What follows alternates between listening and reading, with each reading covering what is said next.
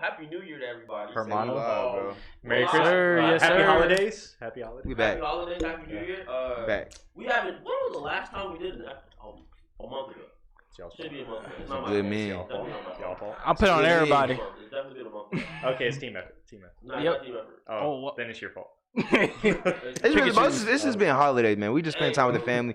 We still discuss fifth quarter stuff whenever we're out. I'm telling you, like we're still not on the Twitter page. But we still discuss fifth quarter stuff, trying to get better and bring better content for you guys at all times, man. Hey man, appreciate the love and support. I'm gonna get everybody's been hitting me up. I had at least like 4 people hit me up. So like, where y'all been?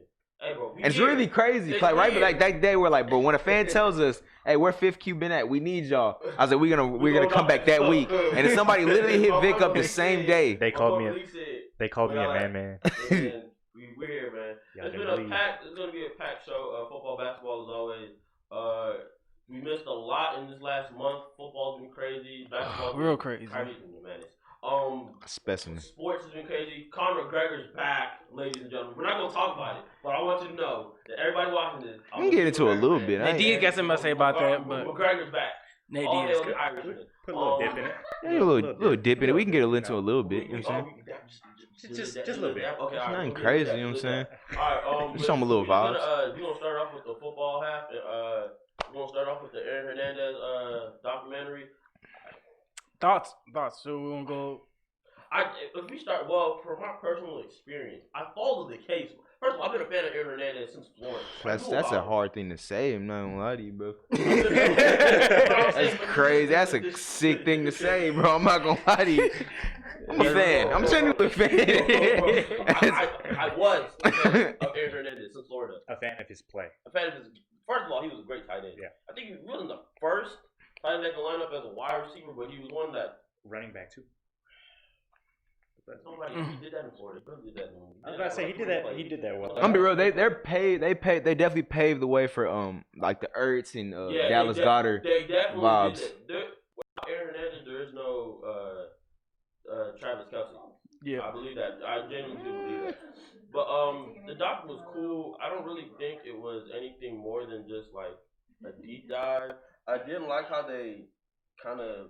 They valued CTE, but then they never mentioned it at the end. It was like they put it like in the post credit scene. Like they was trying to like, you know what I'm saying, talk about his like sexuality and stuff like that. The whole saying like that was the cause for it, which could have been but like I mean like the main factor. I wouldn't even say the main factor is CTE. Nah, because like there's a lot of players like that have CTE that aren't going around just like murdering people. CTE has to be at least 70%. It has to be mentioned at least. Like it has to be a good portion of why. His upbringing too. You can see his upbringing like really caused like the monster. You know what I'm saying? Like the way his mom would treat him. She was definitely a gold digger. She was asking for money and stuff like that. They did a good job. Man. And After his dad died, his mom went with the cousin. The cousin's husband. The cousin's husband. That was. I mean, it's. I wouldn't even say like I don't have any sympathy for him, but like it's just tragic you to see like such a like talented player. I mean, like just like collapse. 23. It is. All of this happened when he was 23. It is. Dang, I'm finna be that. I'm finna be that. Not even not even close. Yeah, he was barely going up. He was only getting better. Like, He was. So like, played the Giants in Super Bowl and then caught a touchdown. I mean, he was. I'm not talking about. I'm just talking about it happened. It's okay, bro. I'm talking about he caught a touchdown in the Super Bowl. You know what I'm saying? He was looking good. Like it was only going up from there, football wise. As a former fan of his, it's kind of tough to watch because like I watched live like his demise. Like I watched him catch the touchdown in the Super Bowl, then I watched him go to jail, and I listened to when they said he killed himself. So watching like me finding out for the first time that he was in the closet, it was like, dang, bro. If we would have just surrounded him with people that cared. Because you could definitely like see that from the documentary. You could see that he had like a lot of isolation issues. Like he felt like he was alone. Mm-hmm. He didn't really have anybody for him. You could definitely see that. Like even like whenever he left UConn, UConn, and he didn't go with his brother. You could see he didn't have like a person to rely on. Like when he went to Florida, you know what I'm saying? Like Tebow and Urban Meyer, but I mean like once you're off the football field, it's kind of like It's tough. The fact that they overturned his conviction ruling when he died because some old law was nonsense. I thought that was ridiculous. And I'm glad they fixed it. I was about to say they didn't overturn it. It was just like he was just. They just disappeared from the book. I was like, yeah, it was just. How does that even work? I mean, to be fair though, like, I mean, him doing that. Like, hey man, I was about to say his wife and his daughter. That's thorough. I'm not gonna hold you. Yeah, like what the dude said at the end, he was like, "Would you do that like yourself?" So I'm like, yeah, put in this position. Yeah. I mean, I understand it, but I mean, but it was crazy. Shannon Sharp made a good point. Whenever he got convicted for being guilty, he showed like no emotion at all. He was just like, "It is what it is." And then whenever he got whenever he was innocent, he was like crying. He was like kissing, like blowing kisses to his daughter, almost like he knew it was like, "Yeah, this is gonna be the last time I'm gonna see my daughter." That was crazy, bro. I was like, that's a great point because like maybe this was all like a plan the whole time. Like we honestly don't know. There's not enough. All we know is that he had the mental capability of an 80-year-old man when it came to thinking.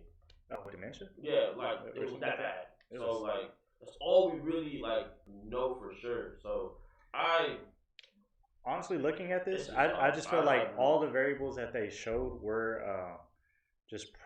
they complemented each other so well in such a bad case. So like when it came from him growing up, him having a strict father, what his mom did to him as a kid, him being enabled around the people around him. Which is tough.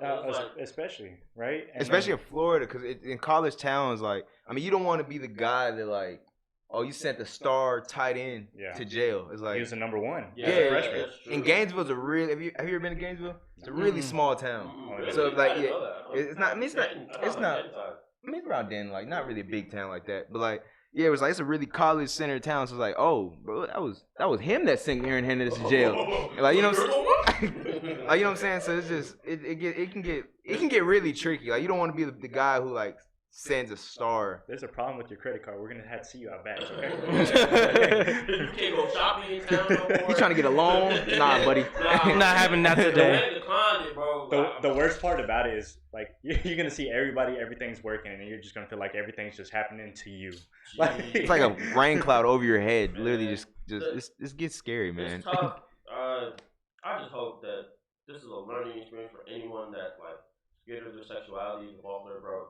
I can assure you, if you playing, bro, and you balling, I don't care. Like, at least me, I'm your coach, I don't care. Because I feel like being extremely great, I'm talking about Jerry Rice level, football player, basketball player, softball player, whatever you are, is way more important than your sexuality, your race, your religion. Anyone tells you otherwise is an idiot. Yeah. So please, I urge you, be comfortable in who you are. And if anybody, your teammates or coaches, or anybody in your inner circle has anything to say about your sexuality in the sport you play, you tell them to kick rocks and keep balling and keep kicking teams' ass. Yeah. That's all I can say. Worry about your bag.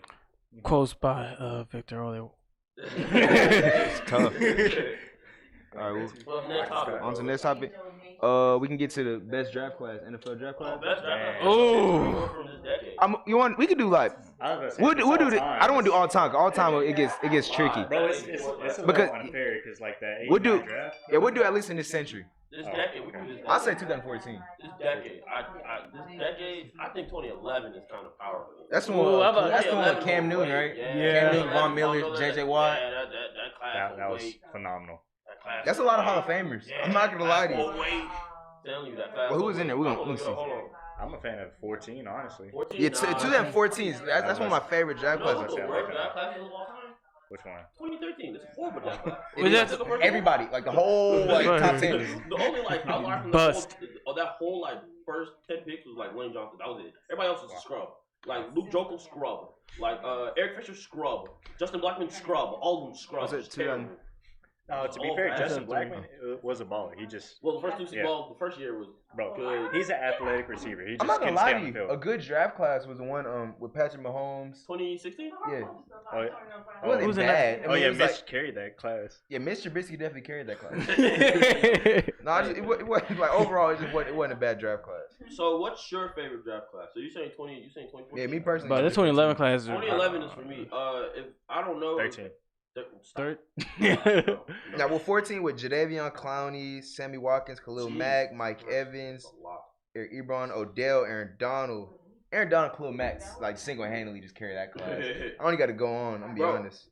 All right, so I'm gonna tell you 2011, so that's my case.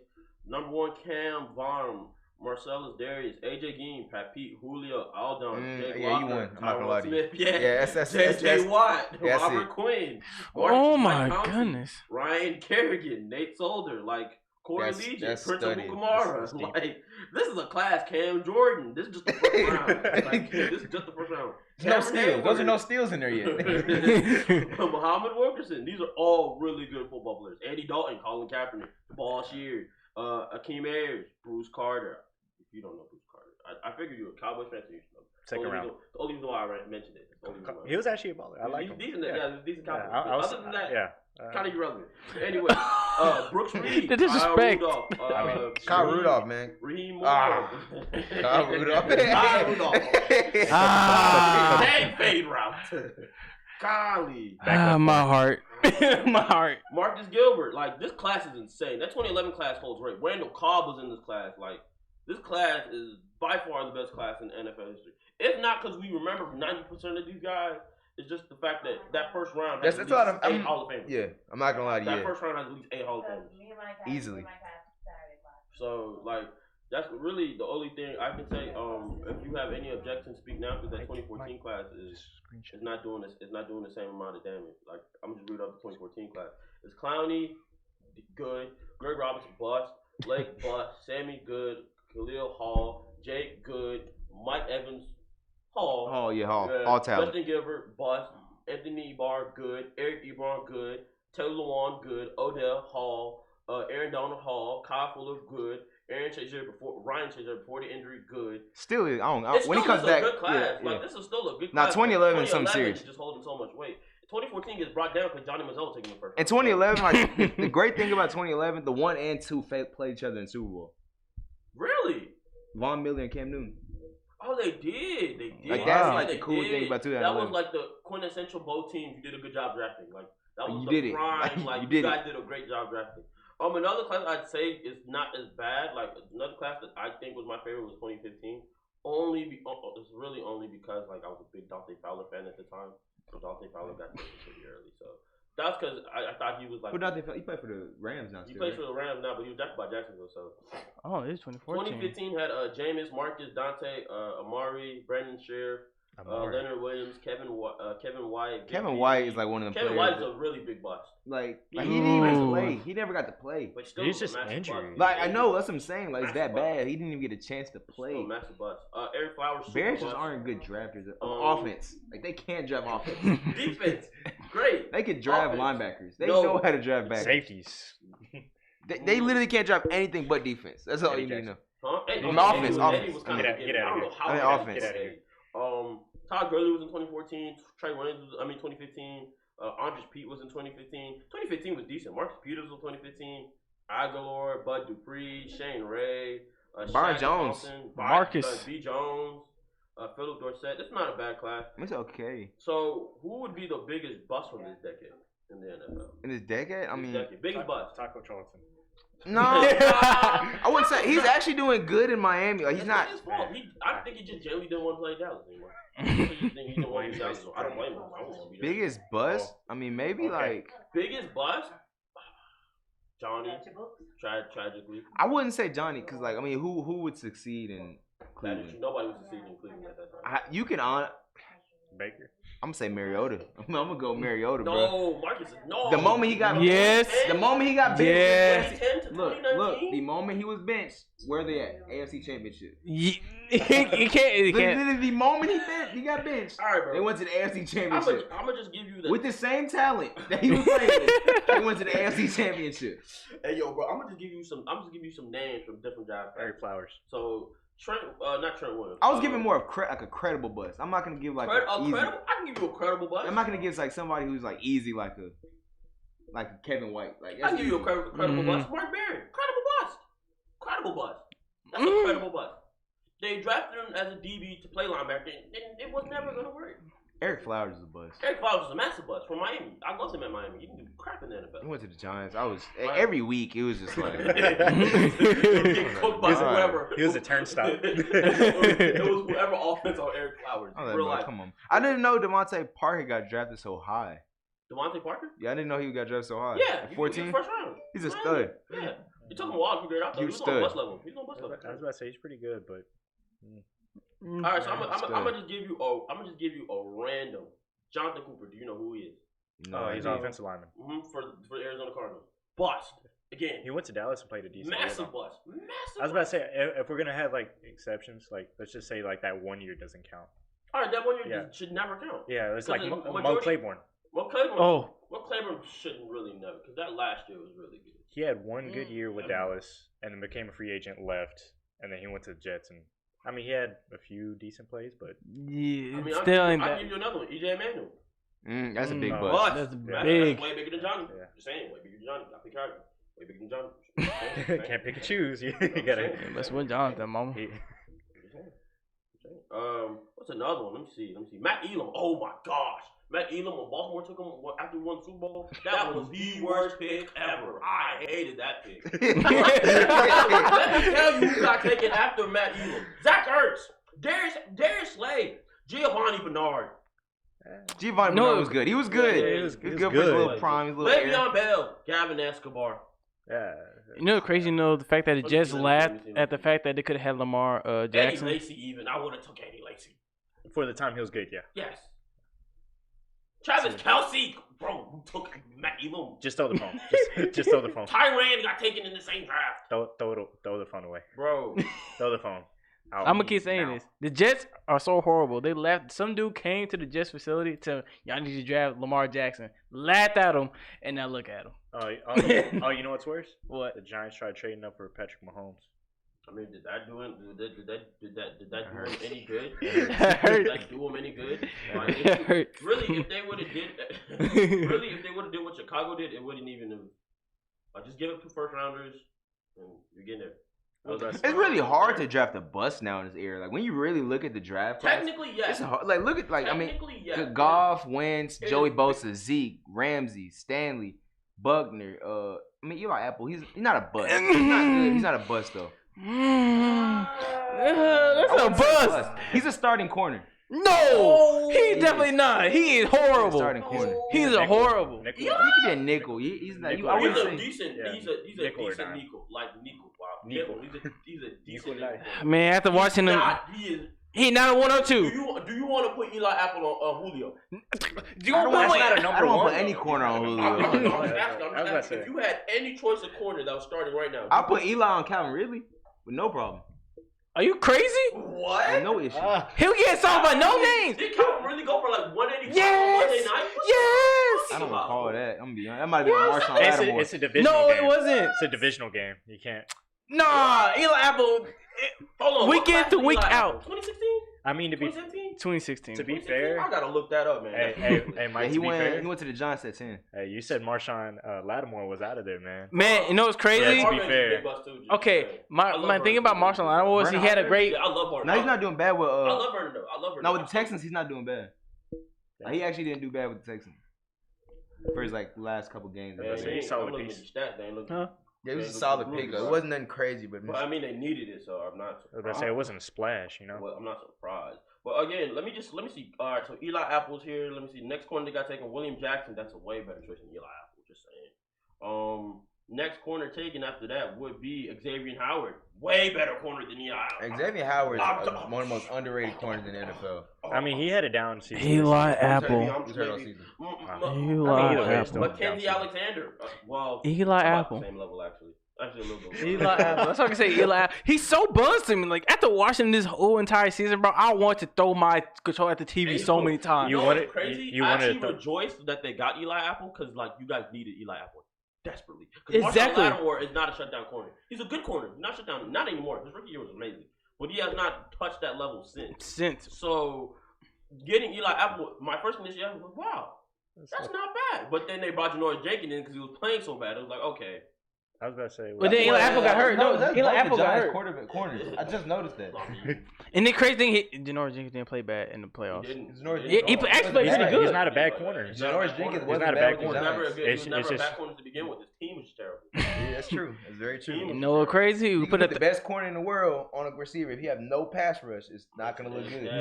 It's not gonna be good. Bad boy.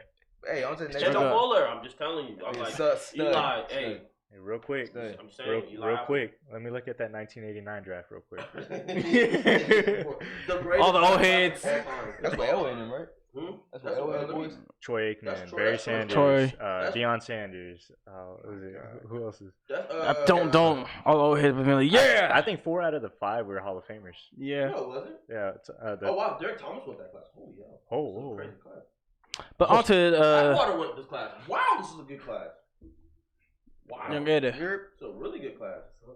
Some of these guys I don't know. I didn't watch football in the 90s, but Deion stand out. Deion and Barry Sanders hold weight, bro. That's all you need, need, baby. bro. Deion and Barry hold weight. All right, next topic. Hey, so Brady being eliminated.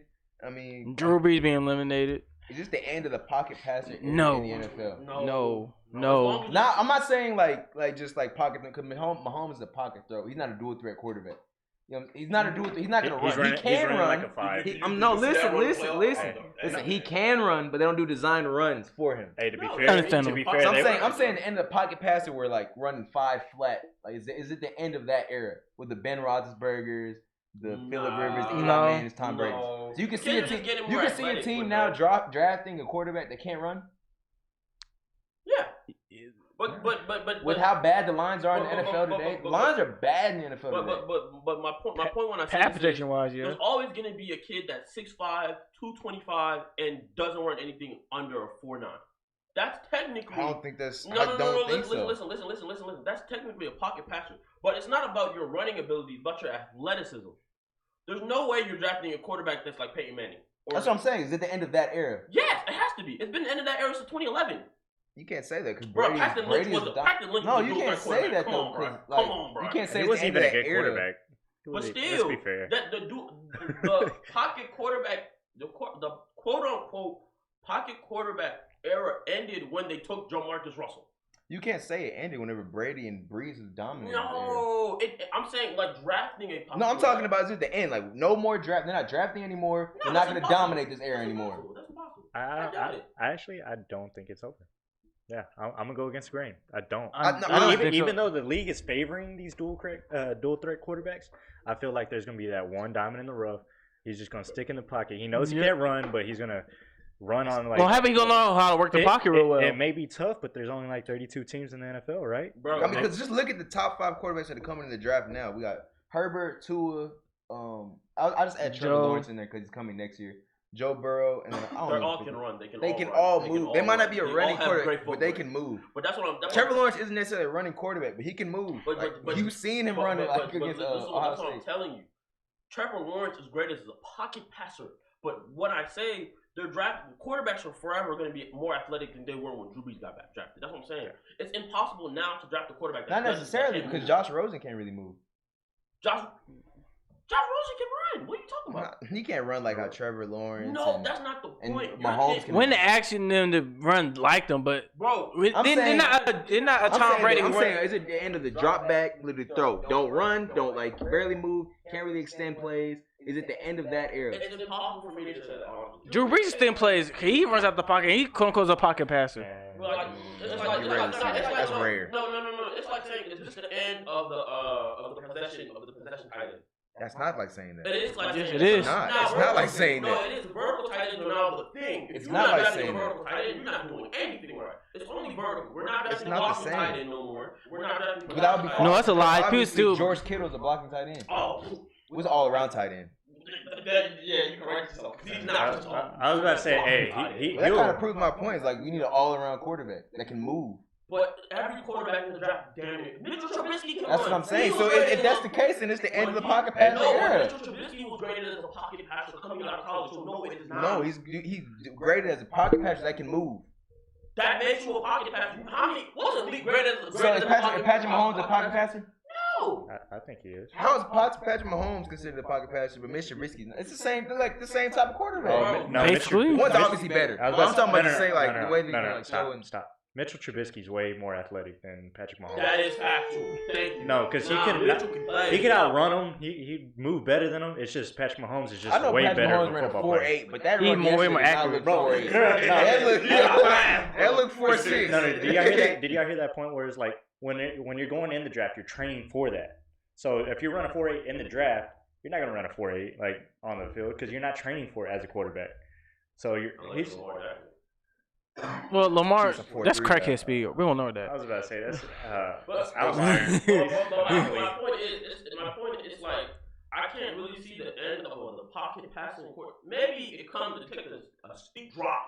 Again, I'm not talking about like, it's the end. It's all the quarterbacks gonna be RPO option. I'm not saying that. I'm saying it's the end of like drafting a Drew Brees type, a Tom Brady type, a Peyton Manning type. Andrew Luck coming out of college. Andrew Luck Andrew Luck can move though. But a lot of these, you realize a lot of you these. keep mentioning quarterbacks that can move. Tom Brady coming out of college was running though. He ran like a 5. You look at his college. He was not. No, he not running like a lot of other people. But he was running. He was. I'm gonna be real with you, Mike. Mike, I'm gonna just be real with you. Can still move. He can, but they don't design runs for him. No, they don't do a design runs. They but you mean sound like him every time. Every time Breeze sticking it up, they say Taysom Hill go in. Check him out. The playoff game, Taysom, we saw right now carry the team. That's offense. And you know why they do that? Because he can't move. Well, first of all, he's 40-something years old, so No, that's going into his point. He's saying how many quarterbacks can be just old and throw the ball without being able to run. Football is different. Lines are bad now. Lines aren't as good as they were. The NFL guy is going to be athletic. I mean, to be fair, it's a passing league though. So yeah, it's good to be like athletic, but all you need to do You is can be even able name to Kirk throw. Cousins. Kirk Cousins can kind of move, and he's considered a pocket passer. That's my point. So it's never going to be the end of that era. But that's it's a It can never but Kirk end. Cousins isn't in the same. Kirk Cousins isn't in the same lane. That's exactly what I'm saying. Look, I don't think you understand what my point is. I think that's the problem. I'm saying the Peyton Mannings, Peyton Manning and Kirk Cousins are not the same type of quarterback. No. Why are you comparing Peyton Manning to I'm comparing the fact that one's a strictly pocket passer. But Not move. He's not extending. He can extend plays. Obviously, he's not a statue. Obviously, I'm saying like nobody's gonna say, you know what? The way he extends plays is very different. Guy. Everyone's a 5'2". I want that guy. But He's not throw doing the that ball. anymore. the last time we did that? It's the end of the era. That era is That's the point. Last time Justin Lane was Tom Brady though. Listen, when was the last time a first-round quarterback ran anything less than a 4.9? Tell me. Shoot. It's the end of the So that era. era ended a long time ago. It's the end of the That era. era ended when Obviously, it's not over yet. If Tom Brady won the Super Bowl last year, so it's obviously not over. You said drafting. We're not talking about guys that play. I didn't say it's the end of this. I did not say the topic is not. It's the topic. The topic is not the end of the end of drafting pocket passers. Please tell me. Look. The topic is not. Is this the end of drafting pocket passers? It's the end of pocket passers. That is the topic. Of course it is. No quarterback is ever going to get drafted. I'm not saying you keep mentioning drafting. You keep mentioning draft. I'm not talking about drafting. I'm talking about just playing. I'm talking about just entering the league, just playing. Is it? Like, are we done? No more pocket passer will dominate. Tom Brady's done. Is it the end of Tom Brady era? Is it the end of Drew Brees era? Is Phillip Rivers done? Ended with Tony. Phillip Rivers is done, but that besides the point. Can you see another pocket passer just completely just dominating the era? Warner Bears. If I can't get another power back now, like what? It's possible. Like the bounce back I never for a while. Right? I'll never say exactly. I'll never say that. But like now Derrick Henry bring back being a power back. Like so, I can't really tell you. I'll never say like an era's fullback? done. Let me read it. I'll never say an era's done. As long as For right now, it's done. Because like I feel like the league is just like it's constant, just changing. And So basically like a pause. Constant change, come back. Because remember last year was man, look at all these options. They're just pass happy. When we really get the depth of it, everything's really just power running football. Everybody's like Sean McVay. Everybody's like Sean McVay. Look at the way Sean McVay runs his offense. Technically, everything. It was literally power running. It's a whole bunch of motions, but at the end of the day, it's power running. I mean, the 49ers do the exact same thing right now. Power running. Play action. Exactly. 49ers doing the exact same thing right now. That is very But much So it changes, but it's To like overall it's segue- the same thing every time. into the next subject, worst and best coaching hiring. The worst hire? of this offseason? Or Yeah, this offseason. This offseason. Oh, man. Hey, the best has got to be Joe Judge. I don't Hey, yo, that's He said, I'm not gonna tell you who I am. I'm gonna tell you what I'm about. I was like, yo, say, we going to the Super Bowl next year off the rip. Sign me. Say, it's time, bro. It's time. He said, I'm gonna bring a football team that reflects the city of New York. I was like, He's putting the city on his back. This dude can coach 2 teams at the same time. You want to coach? You want college? You can do whatever you want. No, he gonna get Jets and Giants. Bro. Both making the bowl. The worst by far, I have to be the one that didn't get made. How the Chiefs have the OC still to this day. But Bieniemy? Mm-hmm. I hate when people on Twitter were talking about, that's the worst. No, when people were like, oh, he doesn't call plays. Then what's the excuse for Matt Nagy? Matt Nagy he didn't call plays behind Andy Reid. So all of a sudden, Andy Reid just say, you know what, I'm gonna just take that role back. you can't do that. No, that's a lie. But I'm not gonna get into that. How do you say his last name? I don't want to say his last name. Bieniemy. But they make it act like he not doing nothing like behind the scenes. Just because he not calling plays during the game. That's Bush League.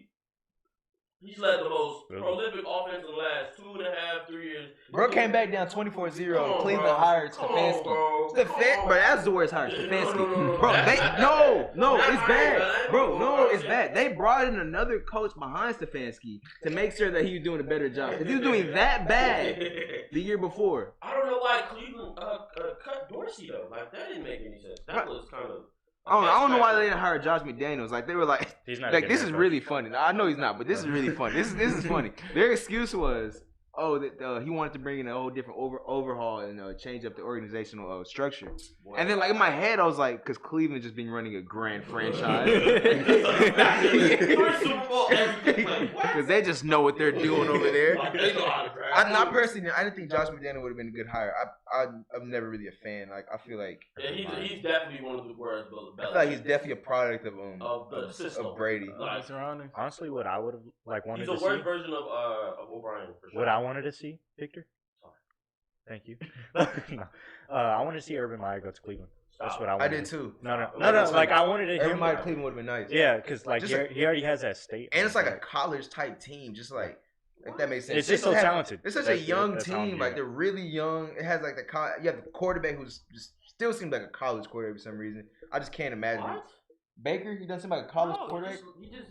I like the Mike McCarthy. Baker's one. Baker has a college. He has a college quarterback's like personality still with the rivalries and stuff like that. Baker's one of those guys. It's sad that NFL's like not like that anymore. But like that shit doesn't matter when you're in the NFL. Like, no, obviously I know that. I definitely know that. And he's suffering from that. I don't think you realize. I think this year was good for him. Yes. So I don't think he's ever gonna have a year like this ever again, in my opinion. I don't think it's ever. I don't because it hit rock bottom this year. Real quick, how do y'all feel about that Mike McCarthy?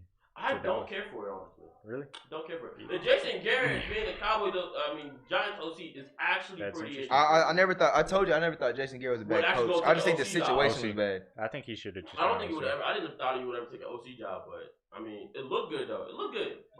Well, Mike McCarthy. I'm not. I don't care for it, honestly. I don't think it's a bad trade. I mean, I never thought the coaching was a problem in the Cowboys. I always thought it was Jerry Jones just like interfering, not letting the coaches coach. That was the problem. Nah, I'm just not a fan of somebody that like everybody said, oh yeah, Aaron Rodgers ran this man. Like, I'm not a fan of that guy being my head coach. Like, I understand Aaron Rodgers is the mayor of Green Bay and he's the alpha dog and what he says goes. But man, when you the head coach, you better lay the law, bro. There's no way I can let you lead my organization. You let Aaron Rodgers bully you. To McCarthy's defense, though, he's been a part of some really good quarterbacks. Like Joe Montana, Brett Favre, and Aaron Rodgers. That's a pretty good trilogy of quarterbacks. But Dak ain't touching none of them boys. So oh my God, why are you like this? It's still the beginning of his. It's still the beginning of his. No, I definitely see the Cowboys making it. I'm not gonna lie. I don't want to say Vic, what you got? Why you doing like that? Playoff berth for the Cowboys next year, though. No. That dude Vic becoming that dad like for no reason. Like, jeez, no wonder his team went. I mean, he's coaching a quarterback that's not even on the tier of them boys. I was about to say he's still a pretty good. I mean, that's like a high level. Come on, Joe Montana with the GOAT before Brady. Brett Favre was like, come on, that's like exactly. So do you expect? I mean, but you're holding him to like a terrible standard. Like that's tough. That's tough. Hold him to. That's tough. I was about to say, I think he's gonna be in good hands. One thing I didn't like though, it said McCarthy just talked to Dak for the first time like last week. Dang, really? What was he doing? Doing press run? Apparently, so much stuff was happening in Dallas, which doesn't make any sense. It's literally. I'm not even saying you should like. That should be the first. I'm not saying. I'm not saying you should have like a dinner or something, but at least like give him a. I'm talking about at least for the first week. Just give him a call, but hey. He said he hasn't talked to him. He said he hasn't talked on the phone. Hasn't seen him in person. At least a phone call at the minimum. When McVay got hired, he went to dinner with Jared Goff and the owner. No, that's ridiculous. That's ridiculous. That's bad. That's a bad look. Bad. Unless maybe I'm overlooking to it. It could mean. I mean, that is finna be a free agent. Could that mean that like get rid of him? He gone. Yeah. He go to New Orleans. How you gonna act? Huh? You go to New Orleans. How you gonna act? It doesn't matter. You gonna start, so it doesn't matter. New Orleans, Mike, that's the greatest quarterback ever. Greatest quarterback ever played football. Exactly. Most wins behind Brady. Wow. Okay. Oh wow. I swear, Mike gonna act a monkey. Most wins behind Brady. Complete stud. 3 out of 4 times win the division. All the way. We going to the Super Bowl. Who that? He's a team leader. Who that? We that. Great intangibles. You can't measure that. I promise you. Oh my gosh, he was a terrible quarterback. Bro, really, Mitchell Trubisky go to the Saints and he boost them. I promise you. He really would. I believe it. Me? Yeah. I don't think so. I think after like the 3rd week, he's gonna be like, I had enough. I can boost my me? Yeah, I think he can boost them on the Saints. Get him out of here. Why is he here? I'm gonna do how I did Eli Apple. Get him out of here. Maybe Eli Apple not going nowhere. Ah, Sally. You're not going nowhere. I need him gone. Speaking of people being gone, is this the end of AB? Yes. I've been saying this for weeks. All right, so it's like last week, AB's agent fired him. About the gummies he threw at his wife. To be fair, do we have like the explicit sign where we can say something or like put the explicit word like over it, like the beat? Bro, we need a beat. We really need like a buzzer, like just hold on to it. I want to say the bag of the word. It's like it's a term you want to say. It's a phrase you want to say. All right, but what bag of penis is that? Yeah, gummy bears basically. Oh my gosh! And then like it was after the video on your Instagram live, cussing out his baby mother with his children there in front of the kids, and then his agent let him go, saying that he'll still help him fight the grievances again with the Raiders and the Patriots, but until he seeks help, he will no longer be his client. Bro, he needs it to pay tribute. We should go on Instagram Live. To pay tribute. Pay tribute. We should play his music. At a whole lot of money. At a whole lot of money. At a whole lot of money. That's all. I'll be real. It's not even that bad. It's not that bad. Anyway. I'm gonna cry. At first, I was indifferent about AB, and now like I've gotten to the point where I have to say this again. I'm terribly scared that AB will get his own documentary like everything. Do you know what's the craziest thing about this? He is like if you go from like 30 our first sure. like episode 1 of 5th Q, you see me call God, and it's like you slowly just see see my face just dwindling down. I can't it's hard to support him. Like this, bro. It's hard to support him. Like it really is. Your agent left you. The guy that was standing behind you throughout. And he stands. I'm gonna be real. That dude stands behind everybody. Like I don't know if y'all familiar with him. But he's behind Warren Sapp, behind rape allegations. That's what I'm saying. He stands behind everybody. Like he's that type of agent. But it looks bad on both. I'm gonna be completely honest with you. Like it looks bad on the agent just for the fact that the moment AB is down on rock bottom, you're like, that's I mean, but he do got. That's why I'm going now. And his reputation as well. You got to think about that. And that's true. But I mean, as an agent, you want no matter like my reputation, you want your agent to stay behind your back. So if you're looking for an agent, why would I look for you? Because once my reputation makes he tried. No, I'm talking about like you. I'm saying you as a person, like you say you're looking for an agent, and then you see this dude, AB's agent, leaves him, and you be like, but so whenever I hit rock bottom, you're just gonna dip, I think of it more like you're gonna pick him because if you know the situation though, but he still went through majority of what he was going through. Like I think he just had enough. That's true. Like he was definitely had enough. He's like, bro, I'm not finna go through all this. And obviously you're not seeking help. I think the money just stopped coming. Probably that too, honestly. The dude doing YouTube videos now, like I don't know what his money coming from. Hey. I would have to say like matter of fact, hey, since you got YouTube channel AB, go ahead, shout out for the quarter. Hey,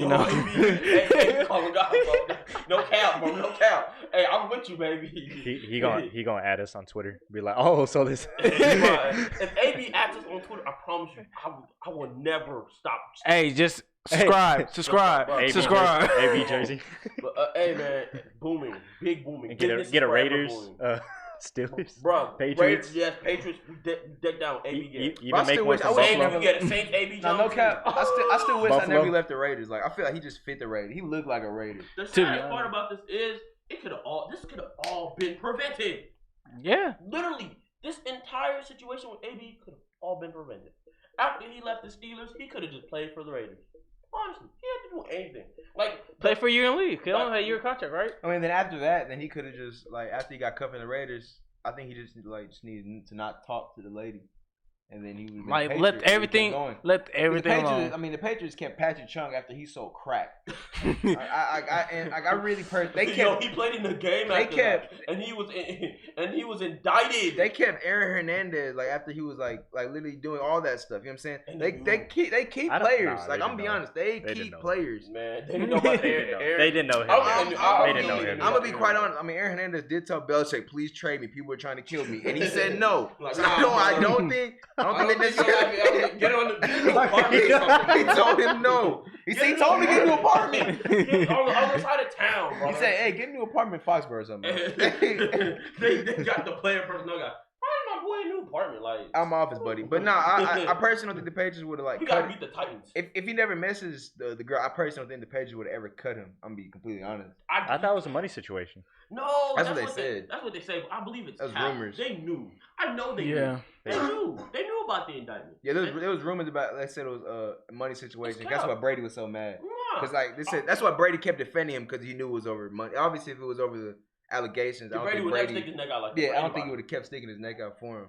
But I feel like maybe the players didn't know, and what the organization relayed to them was, it was money. That's cap. Patriots got money to blow. They just don't use it. They got money to blow. I'm serious. They got money to blow. I mean, everyone got money to blow. It's just the Patriots. Who was the highest paid player on the Patriots? Can you tell me? Tom Brady. No, I'm just kidding. Stephon Gilmore. It's Stephon Gilmore. $53 million. That's his contract. 53 over 4. Worth every dollar. And it's worth every dollar, of course, but it's $53 million over 4. The next closest guy is 22. Who is it? Tom.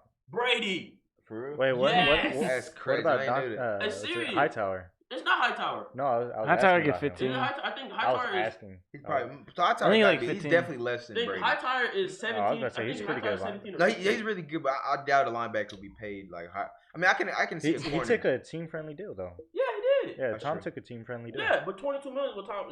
23 million with Tom. That's what you can do when your wife. Hightower is 15. Bag. But again, in her bag. Money. Patriots aren't paying anyone over 70.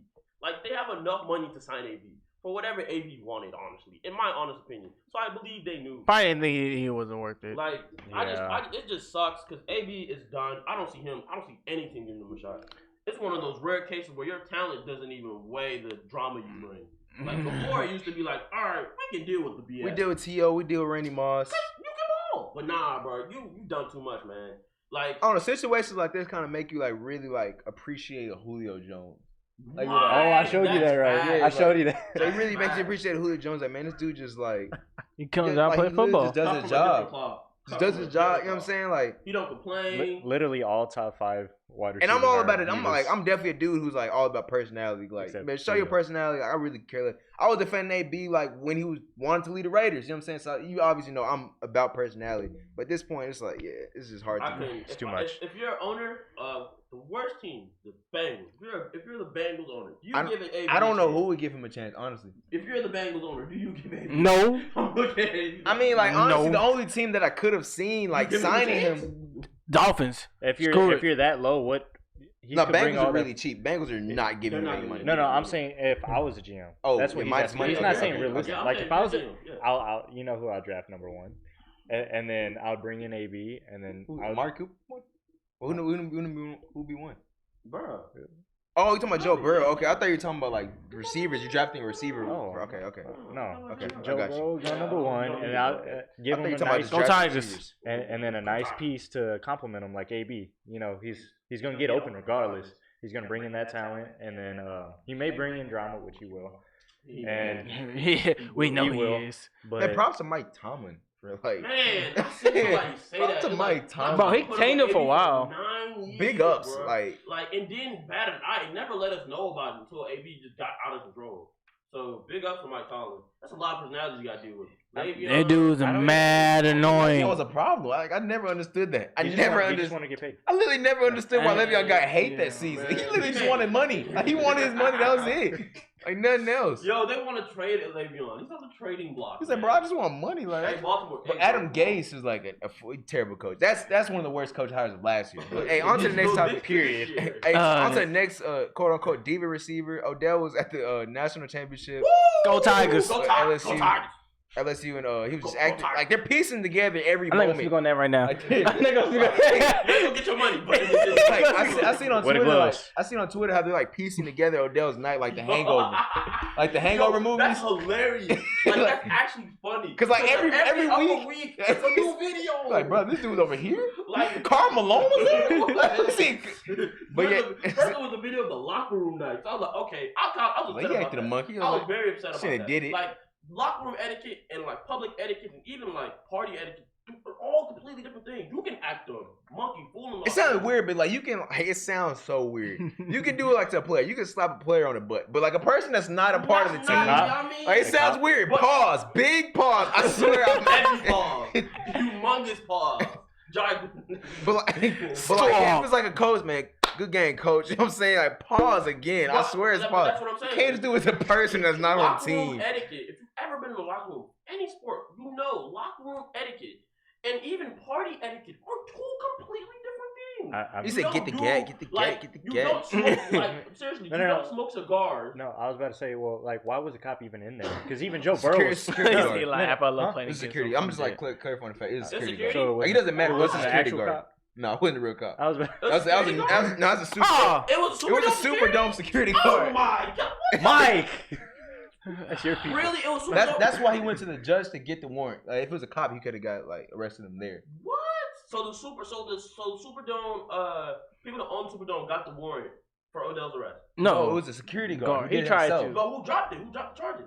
The judge. He probably got paid. I'm gonna keep it staying. According for what it said, the judge in the job. So the judge was like, this is ridiculous. Yeah, basically. Okay. Yeah, because he tried saying it was sexual assault. But then he was like, no, and then they dropped the sexual, and then they were like, it's an assault? It's like a misdemeanor or something like that. Yeah, so do you think they ended up dropping it? No, it doesn't. And do you think the Browns should move on from him? No. I think, first of all, I think he was I think he needs to understand the fact that he is truly a megastar. I don't think it's hit him for real. He wants to act like he's just regular. Yeah, I don't think it has. I think he has a mindset where it's like, I'm gonna do me regardless. Like you can't. Like it's a standard to it. Cause like he can do that. And like I could say like Julio Jones could do the exact same thing he did that night, and people won't be mad at Julio Jones. No. Just like it's like he's not this level of megastar you are. Like it's just like there's tears to it. In terms of megastar, not talent. Not talent. That's true. Because Odell is a global star. Like Julio Jones maybe just might be an American icon. I really honestly think Odell might be the first player I've ever seen like that literally went like NFL wise that went global. Seriously. Like literally like any little kid knows him. Like I was in Jamaica and like little kids literally knew who he was. Like I kid you not. It was pretty amazing, but OBJ. But what I honestly didn't like, I know this may be a little off topic, but it's like he's such a big icon. He got in trouble, and the media went straight for him. But then there was another receiver, not as big. Talk about it, Frankie. Not as big. Get him. And he actually get him. What was it? He had got arrested. Julian Edelman. Yeah, man, and. We're not even hearing much about that. Bro, I didn't even know who bailed him out. I don't know how much his bail was. Yeah, like it was a couple thousand. I don't even know if he's out. No, he's out. He got bailed out. It was like a couple thousand. But like that's the double standard we hold for OBJ is really atrocious. Like it is media outlets. I'm like at all y'all. The media treats him like garbage. They drag him. It's not fair. That catch might have been like the best and the worst thing that's ever happened to him. Yeah. Like, it pushed him to where he could probably set for life and his children and stuff for life. But it rose him so fast with Paul. It brought him up so fast. Why? Why? You can phrase it. Nobody thinks that way. He's not a soul. What is wrong with man? But yeah, he came up so fast that got pro. He got put in the. His stardom rose up so fast that he's just like. Bro, it was his rookie year, bro. It went straight to him, bro. Oh my gosh. And the worst part about it is like.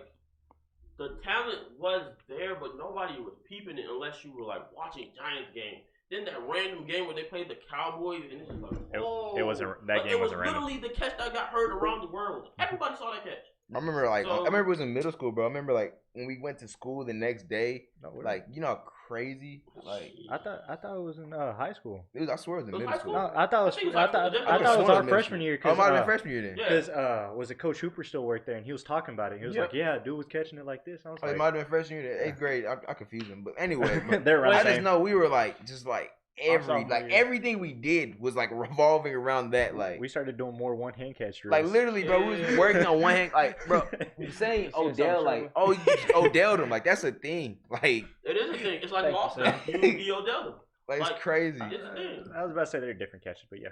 It's different, But- definitely different catches, but I mean, Yeah, me it's personally, defining. I don't think the Browns should move on from him unless next season it's just like the season starts and you're like, No, I don't think the Browns. 2-8. The Browns invested too much in him to give him a new contract. they actually didn't invest. The Browns, Really? the The Giants are paying more money than the Browns are. Really? Mm-hmm. Huh? How David they Gettman is swap a his terrible contract? GM. Huh? That's How basically they money swap his contract like that? Oh, I was about to say because he so- just got paid. Like his contract is like fresh. What? Like he had just got paid that off season. They I know shot- that, but I thought they. And then I thought David the- I Gettman thought is just the a Browns- terrible- I thought the Browns inherit that contract. Like the Browns inherit. No, they didn't. They didn't. What? Not entirely. Really? Huh? I just know the Giants. I don't know the exact like money metrics to it, but I know Giants are paying more money than the Browns That's are. crazy. If they do trade, They're OBJ, basically like OBJ is probably their biggest trade asset. of they're all time. basically It's paying an like insane trade asset. they're paying the Browns like money to see like if Odell, Jarvis, Kareem Hunt, and Baker could be good. That's basically what they're doing. that experiment has not worked. It hasn't. It has not It's- worked. But that kind of do something to do with coaching. Within the but same, within the It same, does have to do with coaching. within the same division, Cincinnati Bengals will drafted #1 overall in the draft, and I think everybody already knows. It's like probably like first Go time. Tigers! It's probably like the first time in the Chase NFL Young. I've like seen where like we know the consensus. We know who's going Chase #1. Young, please. Last year smart. we kind of had a feeling it was gonna be Kyler Murray, but we weren't really sure. Yeah. Could It's the like thing because they've they seen about brought him? in Cliff Kingsbury was like, I mean, like, are they gonna do Are it? they They just really gonna drafted get rid of Rosen Rosen? like that Yeah. quick. But this is the first year we know Joe Burrow is going #1 I overall. don't believe this. I still don't think they need quarterback as bad as everybody's scoring. I don't think this. I personally don't think so either. I They think need. I think They that need team needs a lot more. As much defense. That team needs a lot more than like they're not a quarterback away. Like it's basically like, exactly like you They're do that not- with your So why quarterback. draft him right now? I You say trying to tell me? like Carolina, they need a quarterback. That's a quarterback away type of team. They Like lost Luke this offseason. they did, I they mean, did. They did. need a linebacker. They did, Yeah. but that's true. But back on topic, do you think Joe Burrow is the answer for Cincinnati? What's basically what we're saying.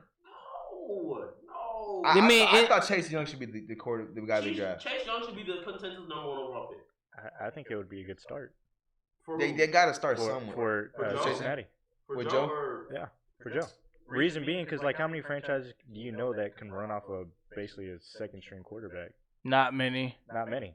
I mean, Unless you're the Patriots. and even then, You if could there's pay Andy on another small contract. another small contract, but what's that going to get them? Just another rent until they could draft the guy next year, Trevor Lawrence. I mean, yeah, basically. Yeah. I personally think Trevor Lawrence is gonna be better than Joe Burrow. Bro. I've never been a crazy fan of Joe. You're mad. You're mad. I'm talking about NFL wise. I don't think he's gonna You're be like still this. a madman to say that. Anyway, sorry. But I'm gonna get back. To That's not the topic though. The topic is Joe Burrow the consensus #1 overall pick? I say no. The reason why I say no is because this has been statistics for the last 3 years. The worst defense in the NFL this year. The last 3 It years. has. The last 3 years. You know how bad That they been for defense 3 years. that defense single handedly let Baker Mayfield break the rookie record. Like remember And that bad. Remember the It's Boston that bad. perfect playoff year when they made the playoff and they were like one of the best defenses in the league. Then they took a steep dive and they've been on a steep dive since. Marvin Lewis. They need it. Yeah, Marvin Lewis. That's crazy. That is really crazy. Shout out to y'all. I don't know I why mean, he was the one Cowboys that should have coached the hired him. greatest defense. Yeah, I know. But but like my point is like draft defense. I was about The to say, first 3 rounds should be defense. look, what y'all doing is To be right. honest. What y'all doing is right, but it's not the fact how NFL goes. NFL is not logical. Mhm. So they'll probably draft an offensive guard for all we know. No. If they do I'm that, just saying, 'cause Cincinnati's. that's something that But they would that's do. something No, that you get should- you. Yeah, like yeah. that's what I'm saying. Like how many great, For the well, first bad half, we chose organizations do you know will offensive pick up a good quarterback? Detroit already did it. They didn't give Matt Stafford a good defense. Really? That's a good point though. I mean, That look is at a good Matthew point. Stafford though. Like They barely got him a running Joe back. Burrow could be the next Matthew Stafford. Oh, Like, please no. where Nah. he's good enough to keep them at 9-7 where they can't draft any good talent. And it's like, and he never really gets them bad enough where they can like get a good like team. The worst part about it is that's actually a really good comparison, and I would hate that for Joe Burrow because he's a really talented quarterback. But if they keep him at stagnant level, like if they keep him at that Matt Stafford, like, well, you're obviously a tier 2 quarterback after work. And AJ Green's leaving too, so we gotta remember that. And oh no, yeah, shoot! They say I don't think he's. I personally think. AB. I personally want him to go to Green Bay, but that's. I personally want him to get him his ring, so he got to get his championship contender, no cap. He needs to go to a team with like where they need receivers. So Packers. New Orleans. We do need. We need a good number 2. Yeah. New Orleans. Like Monte Adams did it all for last. Who that, baby? Really hasn't been enough. Come home. But like, I mean, I honestly think Chase Young should be their selection. It helps something that they don't have. They don't have any pass rush. They don't. I think the exact same thing. Geno Atkins they can make that, he's bro. Not even a pass rusher, and honestly, Geno Atkins is good, but like just adding another great like lineman, like D lineman, bro, that would make it just vicious. Best example I can give you: 49ers.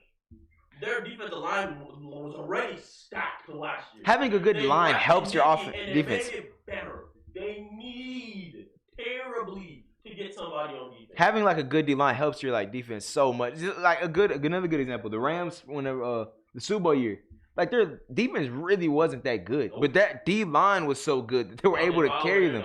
They were able to They were able to carry them. They can do really follow the same formula, honestly. But I mean, you don't know. Yeah, you don't know the next chance you'll be able to get a quarterback like Joe Burrow. The next 2 years is gonna be the quarterback in the draft. So really, in all seriousness, do you really need Joe Burrow right now? You can say yes. Or which is more important? Getting the defense. Honestly, what they could do, like honestly, the Panthers, if they're feeling like really reckless, they could trade their first round pick for the first, like trade couple picks for the first number 1 over pick up Joe Burrow for the LSU offensive coordinator. That makes them very. And because Cincinnati needs more than one player, they need a. Are you forgetting? They're very bad. Okay, that's a good point then. If the Panthers do trade like 2 first round picks, a future second, and Cam Newton to the Bengals for the first overall pick and get Joe Burrow, that's actually insane. I don't think they have the draft capital to do it, but if you want to start somewhere, give up Cam, and then they wouldn't be able to get drafted anybody on defense. You can honestly give up Cam for the number 1. Like give us Cam and give us another pick, so that gives you the quarterback that you want at least for like the meantime. Because Cam Newton's at least gonna have you at 9 and 7. Fact. Minimum. Healthy Cam will actually at least have you at 9. Healthy. He has a shoulder problem. Yeah, that's so far, but that's 6 and 10. Okay. With that defense? You're going off. Oh yeah, never mind. Oh. With that defense, maybe even 5-1. Like okay, but still, that gives them a solid little roadblock. Like that gives them a pathway to wherever they want to be in the future. Is this my fault or is it thing on? No, you're good. I fixed it. You fixed it? So we're off? No, we're good. We're back. We're back. We've been on? Yeah. Never left? Haha. Anyway, guys. Anywho. Next subject, please. Oh, so I'm off the dome with it. I remember it. So Andy Dalton, speaking of the Bengals still, with the quarterback that was in place right now, Andy Dalton, if Andy Dalton's able to go to the Patriots and win a ring with Bill Belichick, does that kind of diminish Tom Brady's legacy in any way? Yes. If anyone can win not diminish, but it kind of lets you know, like, maybe it was Bill. Okay. I don't think it diminishes though. It kind of goes like almost in a way with the obviously like a different dynamic because Belichick's the coach, but like a Steve Young and Joe Montana. It's like once Montana left, the 49ers kept winning rings. So it was like, I mean, yeah, Montana was good, but I mean, like, they had this team is pretty good. Like Steve Young kept winning rings. Like, you know what I'm saying? Like, I thought he won 3. Nope. Well, I mean, he was a backup. Steve Young won 2. He was a backup to Joe. Oh, yeah, that's what he did win 1. I was right. Remember that one time he actually did win 1. It's kind of like Jimmy Garoppolo has, I think, 2 right now. But yeah, it's like, I mean, he's not winning this week, so that's whatever. He's not, but worse. So it kind of just adds on to. No, I mean, it's more or less like you really could put just about as long as they're all-time great, like Brady. Mm-hmm. You know, it's going to be the same level. I'm pretty sure Brady will win anywhere else, though. But then not now. And then, but you can say the same thing with Bill Walsh or Andy Reid. If you give him a like all-time great quarterback, they will win. Yeah, that's a good point. Mm-hmm. But to that defense, I've always been a big proponent of defense with championships, and we know that Bill Belichick could give a rat's ass about any lick of offense. So he's a defensive-minded guy. So honestly, I don't even think that if I could honestly, I really feel like we could give Jameis Winston to the pass and he go out and win a ring. Like Bill Belichick gives me that kind of vibe. I'm serious. He gives me that kind of vibe. That would be insane. He gives me that kind of vibe. No, if he wins a ring, then I think it would be Bill's. Yeah, I'm serious. That would definitely more Bill. He gives me that kind of vibe, so I don't really. Oh wait, Matt Castle went 10-6. If he didn't make the playoffs, but again, but he went 10-6 with Matt Castle. But Bill has shown us time and time again he does not need Tom Brady to win. He's shown us it's the system that helps. It's not the quarterback. There's not a single player that's ever played for Patriots under the Bill Belichick era that can say, "Oh yeah, it was me." No, only one that can say that is Adam Vinatieri, and that's it. Again, that kind of goes to the thing where it's like, if you look at any like great quarterback, there's always a great coach behind him. So I never liked that narrative was like, oh, the only reason he's winning because he has a great coach. I agree. I hate that narrative because look at any great quarterback. That's true. They have a great coach behind them. I mean, I think honestly, Aaron Rodgers might be the only quarterback that didn't have a great coach and won a Super Bowl. Troy Aikman and Barry Switzer. Troy Aikman had Jimmy Johnson and Barry Switzer. Barry Switzer didn't win a Super Bowl. Yeah, he did. He did? Yeah. Barry Switzer's the GOAT, man. He got rings in the college level and in the I mean, that's not. Shout out to the youth. Can't be a bad coach then. Go you know the talent on that team? Yeah, that was kind of a crazy time period. I was about to say they didn't miss a beat. That was more player than coach stuff for sure. Yeah, I would have to. That's what I'm saying. Like, but Bill Belichick is the rare. It's like one of the rare cases where it's like he's literally the greatest coach of all time. Yeah, he's kind of surpassed Bill. Like kinda. And Bill Walsh. Like he really. I say the dude's the greatest quarterback. Yeah. I mean, as a coach of all time. So it's kind of hard for me to and it's not like we don't have any evidence to say like, oh, he's never won without Brady. Like bro, he's won without Brady. Matt Castle took him 10-6. That's a winning record. He made the Browns a poverty franchise, a number one defense. Like he didn't have Brady then. He had Jimmy. He wanted Jimmy G to be the guy that led him for the next 15, 20 years. Hey, Kraft wasn't having it. And Kraft and Brady was like, brother. Bro, I just realized. Relax. So nobody brought up that Miami thing with Robert Kraft anymore. Y'all even remember? Y'all don't even remember that? No. Talking about the scandal? Yeah. Oh yeah, that's when AB called him out. Which is really true. That's crazy. Hey, we're not talking about that. Robert Kraft to go. Greatest owner of all time. Hey man, he didn't trade Herschel Walker. No. Yeah, no, Jerry Jones got Jerry. Jerry got greatest owner of all time. I'm gonna be honest. No, not that poor Kraft. No, I love Jerry. Jerry probably is it. I don't think it diminishes Brady's record. I don't think it diminishes legacy at all. Diminishes a bad word. It's more like it doesn't. Kind of enlightens you, like kind of like whoa. I feel like they're both good, but one is more solidified. There you go. One holds more weight. Yeah. In the organization. If he were to win a Super Bowl with I don't know, Case Keenum at quarterback. Okay. I was about to say Bill Belichick holds weight. They're building a statue off top. The moment he retired, they put up a statue. Come on. And one with just his hoodie. Seriously, Tom they're gonna give 2 or 3 years for Tom to get a statue. It's nobody's legacy gets diminished. One just gets more solidified. That's true, and I think that's how we're gonna end it. One legacy just holds more weight. And y'all want to end it with everybody gets one hot take? Oh, we got two. We got two more. Oh, you said two more topics. We could just talk both of them, but yeah. I mean, basically, just reactions to last week's games. I mean, if we don't want to talk about that, we can just predict Super Bowl winner. I mean, this is one of the best playoffs I've ever seen. Honestly, no cap. It wasn't predictable this year. It wasn't. All right, honestly, the NFC Championship was not that predictable. I was thinking about this. I really thought the Packers were going to win. So after getting smacked by the same 49ers team earlier that season, nothing had changed. Hey, ask Smart. I said that the Titans were going to beat Baltimore. He did say this. He said this, no cap. He said it's like in week I think it was week 15. He was like, bro, the Titans are going to beat Baltimore. I was like, bro, I don't. No, he didn't say Titans specifically until he said Titans the day of the game. But before that, he was like, bro, they're gonna get beat by a team that's lower than them. Like nobody expects. No, because we're just saying that nobody could predict it. I felt like most of these games were actually. Why is it pressing? More few. This honestly, just matchup wise, it's one of the best Super Bowls in a long time. Yo, it's I think maybe since y'all's ball. The closest one in competition to me was probably the Panthers. No, Broncos. That was a nice matchup wise. I predicted that one. I was thinking more towards theirs. Yeah. Which one? The Ravens? Yeah, the Ravens. That was a good one too. That was a definitely blew their shot in 10th grade. I ain't never seen a team it's gradually. I was at work when this happened. Bill O'Brien's awesome. I'm watching it sparingly. I'm talking about I'm on the register checking people out, and I'm just like, oh, they scored. All right. Oh, they scored again. All right. Man. Oh my God, it's 4-0. He white. What? I ain't gonna lie to you. I'm like, yeah, bro. I'm like, wow. And I was Bill out. O'Brien is really awful. You gotta be like that's Like, he is terrible. Bro, like That team is really terrible. Without Deshaun Watson being special, that team sucks. That team is very inconsistent. They suck. suck. Very inconsistent. They suck. Very inconsistent. He said they suck. No, they're very much. They have 3 stars, and besides that, they suck. No, seriously, they very much have adopted the personality of their coach. Good, but not good enough. Very mid. Very mid, exactly. They've adopted the personality of the coach. Very much so mid. Like, it's no high, it's no low. They're very much in the middle. So the fact that they blew the AFC Championship and blew the chance at the AFC Championship, it didn't surprise me, but it was just like, that fashion it happened was like, wow. That was disrespectful. Yeah. You know, you see that picture wherever, like, Bill was like, oh, when the Chiefs are down 0-24, and then he leans forward. Oh, he got that lean. Oh, yeah. He playing He's like, all right, let me clip When that. the Chiefs are down, the 0-2, let me get serious.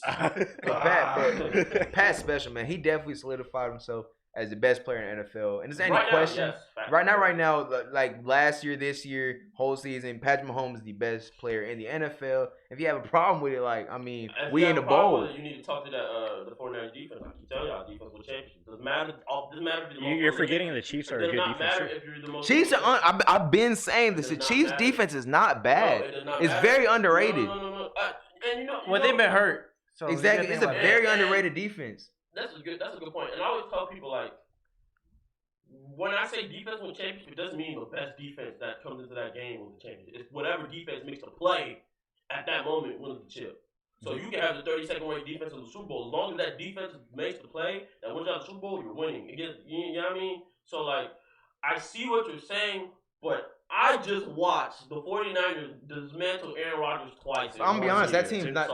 People have been am saying this since very the beginning of the convinced. season. Everybody's People have been been saying saying that the suspect. Packers is like one of the most fraudulent 13 Yeah, and that 3 is teams. true. That is true. They were saying there was a very I think they have one of the weakest schedules in the league too. So. They, like, just if you look at this, like, I think they like broke it down by stats. That team should definitely be 8-8, 7-9.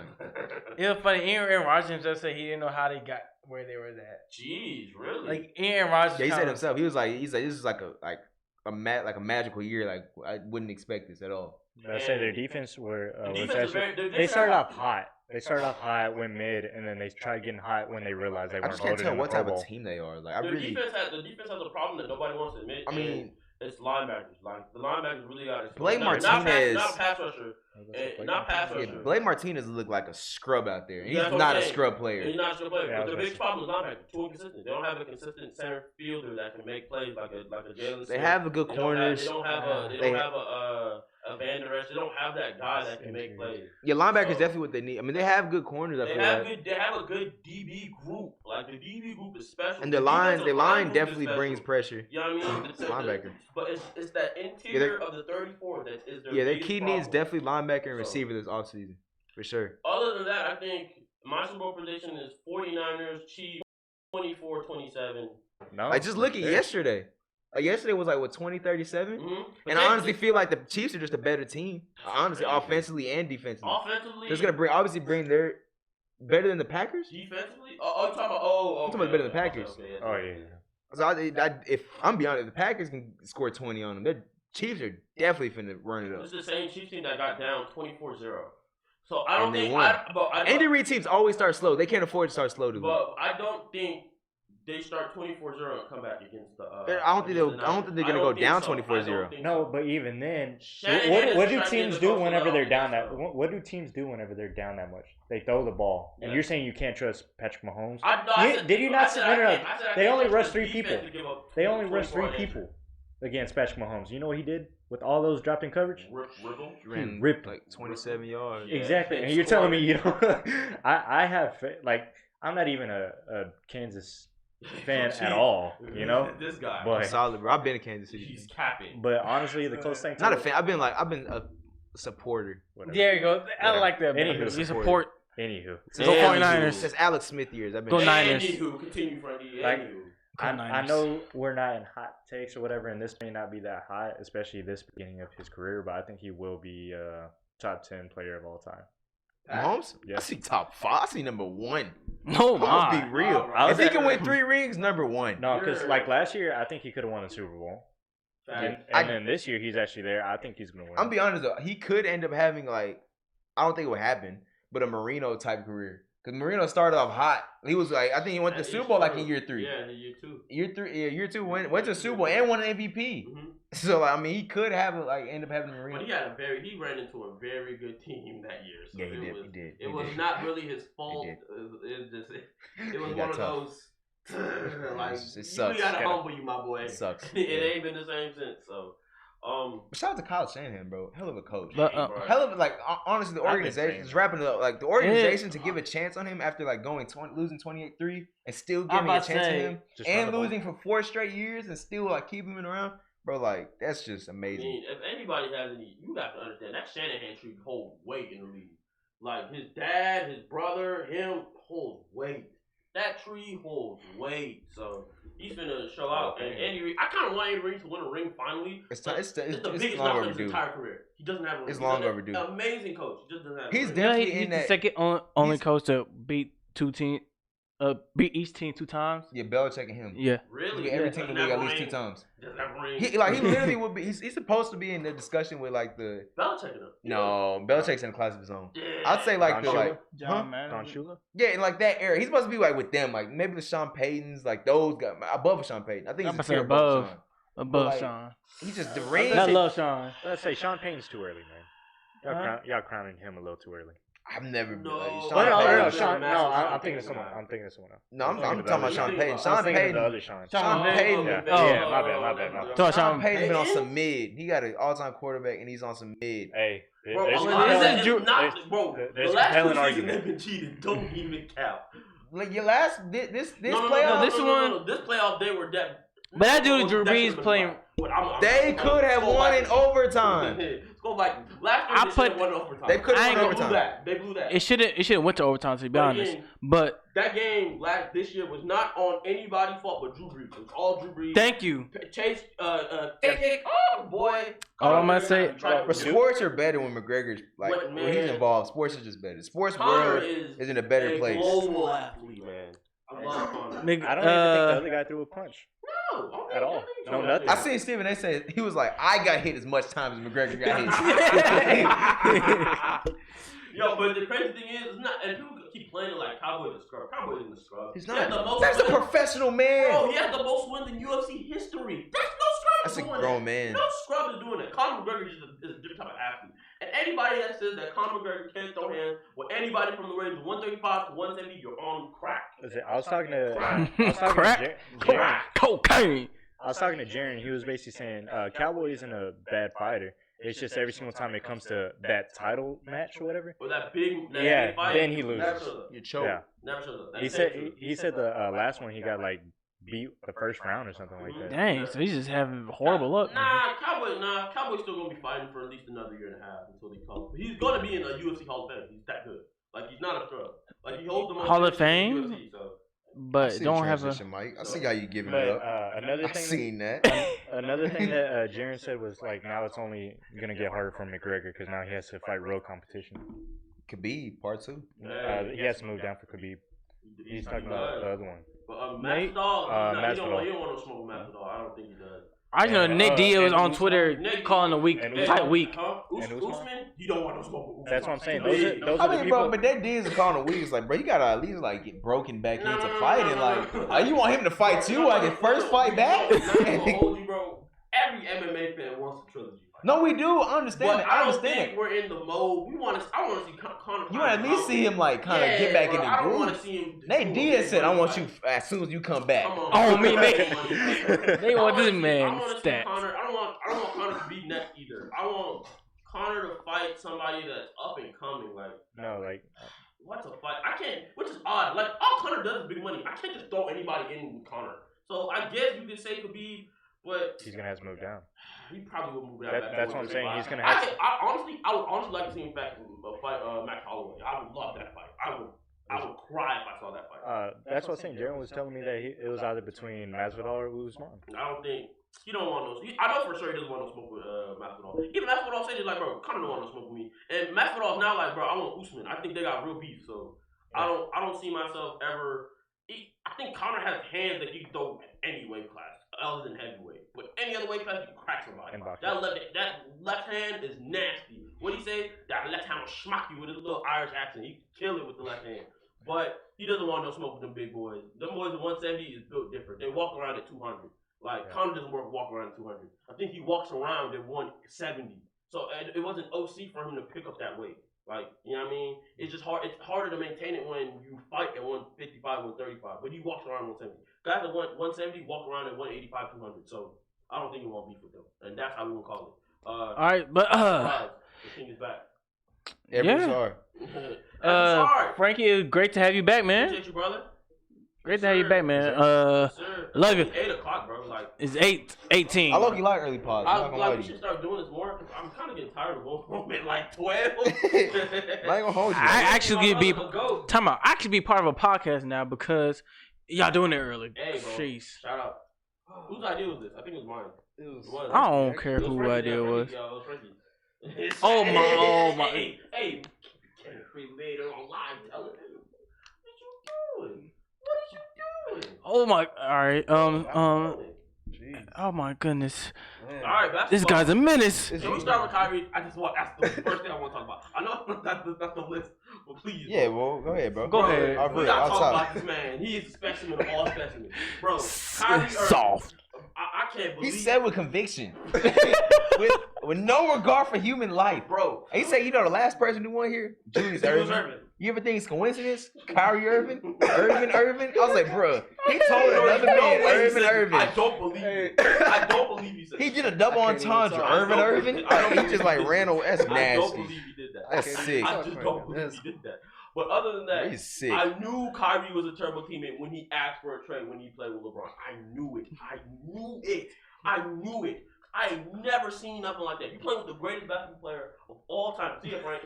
Playing with the greatest basketball player of all time, and you think it's okay to ask for a trade, and you just want a ring. I knew, but I didn't know it was this bad, bro. It's a travesty. Bro told his team suck. Bro said his team sucks. He interview and said, look, this team got pieces. He compared himself. I don't know if y'all seen the video. What? He compared himself to Martin Luther King. He was like, I kid you not. He was like, I kid you not. He was like, I want to. I'm paraphrasing. I'm paraphrasing. But he was talking about like, he's like, whenever I was hurt and I wasn't talking to nobody for like 3 months. You know what I'm saying? Well, they'll criticize Martin Luther King for spreading peace. So they gonna criticize anybody. I was like, bro, this dude did not just. He built differently. I love Kyrie. I'm still taking Kyrie over Russ any day of the year, any day of the week. Y'all still haven't told me what he's good at besides scoring. But the point he's a better individual player. But the point besides scoring. Kyrie can be an amazing better individual player. Besides scoring, what else is he better at than Russ? Dribbling? Playmaking? No, he's not better at playmaking. You're a liar. Just because a man... You're a liar. He almost leads the league in assists. Just because a man gets triple-doubles does not mean he's a great playmaker. I mean, he's a better playmaker than him. If he gets more assists, he average more assists. And more turnovers. I mean, like, that goes with handling the ball more. Usage rate's high. James Harden turns the ball over more. Like, is he worse than Kyrie Irving? No. That can't shoot free throws. You're telling me, okay. LeBron can't shoot free throws. What does that mean? LeBron is useless from the line. Nobody cares. What does that mean, man? He can try, though. Like what? What does that mean? You literally naming Russ. You literally saying exactly what Russ does. First of all, you literally saying Russ. I keep telling you. I was the one who told you that. I was the one who told you that. I was like, Russ is not a great finisher around the rim, and you were like, I was the one who told you that. And you were like, Russ, the one that be dunking, the one that be dunking on people. Russ is nasty, but Kyrie's more efficient. Kyrie's more of the efficient scorer. Yeah, he is. He's a lot better scorer. Dribbler. And you keep naming things. Okay. Huh? You get it, bro. We heard it. You didn't. You keep naming scoring type of like things that involve scoring. You literally haven't named anything. I mean, the point of basketball is to score more points than your opponent. You the one who said. You the one who said he's better than Russ. I had to step in. Look. The topic is Kyrie being a bad teammate, and I am disgusted by how we keep letting this slide. Someone needs to slap him. He said the team isn't good. What? The team was winning. Like the team was winning. What other piece? You want Giannis? Like who y'all need? He wants Jimmy Butler. KD, LeVert, Dinwiddie, and you should be enough. I'm gonna be honest. That's a solid team. That's a team you can take to the finals. That's a team where if KD's playing right now, you guys are bidding for the #1 seed right now. In the East, obviously. Right. There's videos of him like like yelling at teammates on the floor. I'm just like, No, I don't have a problem with that. I don't have a problem with that. It just makes the narrative worse. Nah, it makes the narrative No, it does. worse. All-star players do that. LeBron does that. KD does that. But when it's Kyrie, All-stars do that. Jimmy do it. You're pretty shit. Like, Jimmy beat a whole. Jimmy Butler does that. Yeah. He be started with the backups though. But nobody's ever said Jimmy's a bad teammate. Nobody. I smell Cat. I'm gonna be honest. But Cat Andrew is them boys in the league of their own. But nobody else has ever said Jimmy's a bad teammate. Like, He's not. He's actually. He's not. He's a great teammate. So he's actually a great teammate. I honestly think someone needs to sit Kyrie down and be like, bro, whatever personal problems you have, like, you need to separate that from basketball. Like, I get you want to be more than a basketball player, but bro, seriously, like, what you're doing is not helping nobody. Like, it's not even helping your brand. Like, what are you doing? He's hurting his own prime. Like he should be in his prime right now. Like, what are you doing? Like, Home and I is definitely. He's too old to be acting like this. He's that bad of a leader. Like I don't think people realize like, Kyrie Irving isn't a young player anymore. Like people don't realize that. He's like 27, something like that. Yeah, it's like he's not a young 29, player. he's almost 30. Like by this time, it's like, bro, you should be realizing like not necessarily like how to be a leader, cause like not everybody's a leader, but like you don't say. You still think you should and shouldn't say. Yeah, like you shouldn't say your team is. And it's not even like, and even if that was That's true and you hard. said it, it's not true. It's literally not true. The team is good. That is They a good winning team. without They you. went to the playoffs without KD or you, with D'Angelo Russell, who is not as good as you. Bro. I seen a point made on Twitter. It said if everything Kyrie was saying was true, like his team actually needed pieces of the team, I don't think anybody would have a problem.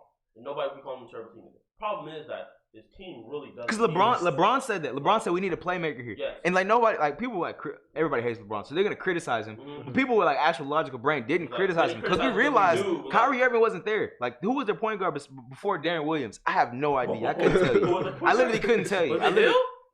I don't even think it was. Was it Delhi?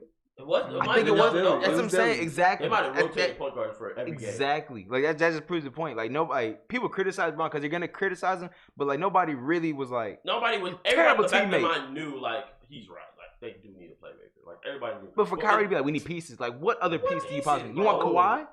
You want Paul George? Like what strings you want the GM to pull? you want the Olympic team? Because like, I mean, if you get like Paul George and it's you, Katie, and Paul George, like, like I come don't on, know bro. what he wants, man.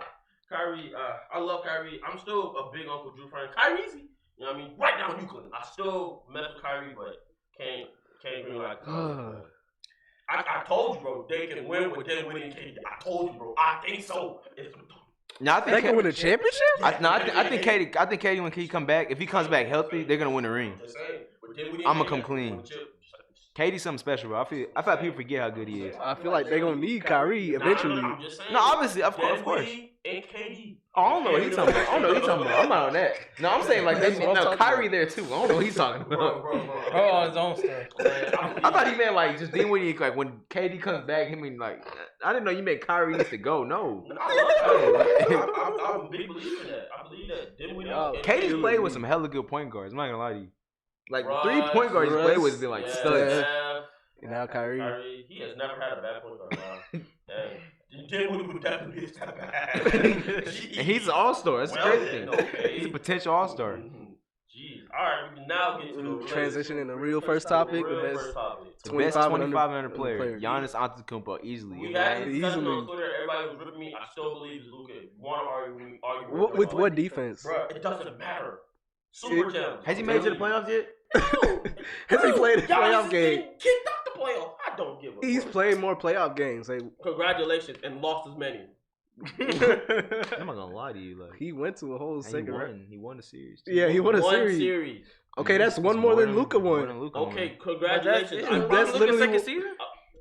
Yeah. You have to be on like serious drugs to feel like Luka Doncic is a better player than Not better player, but it's saying best 25 and under. So who's The best ceiling? player 25 and under. I'm just listen to that. When I say I'm gonna be honest. If you don't think Giannis' ceiling is greatest player to ever touch a basketball, then I think Luka has the bigger ceiling. That's a dude who can't dunk has a higher ceiling Bro, than someone that literally all Giannis needs is a jump shot, and he showed signs of that, and he's literally unstoppable. Bro, look, listen to what I'm telling you. He'll literally be KD I with have more like never aggression. Seen like this. I compare like me watching Luka to how people watch LeBron.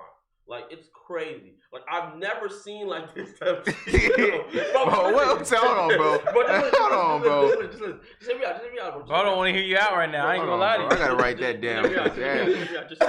Listen. That's what I'm comparing it to. Like, I'm watching Luka play, and I'm like, bro, he's literally changing this franchise right before our eyes. Like, he's changing the culture in Dallas. Giannis didn't change the Bucks? No, That's what I was gonna say. Listen. Giannis. What were the Bucks? Monte Ellis? Listen. And OJ Mayo.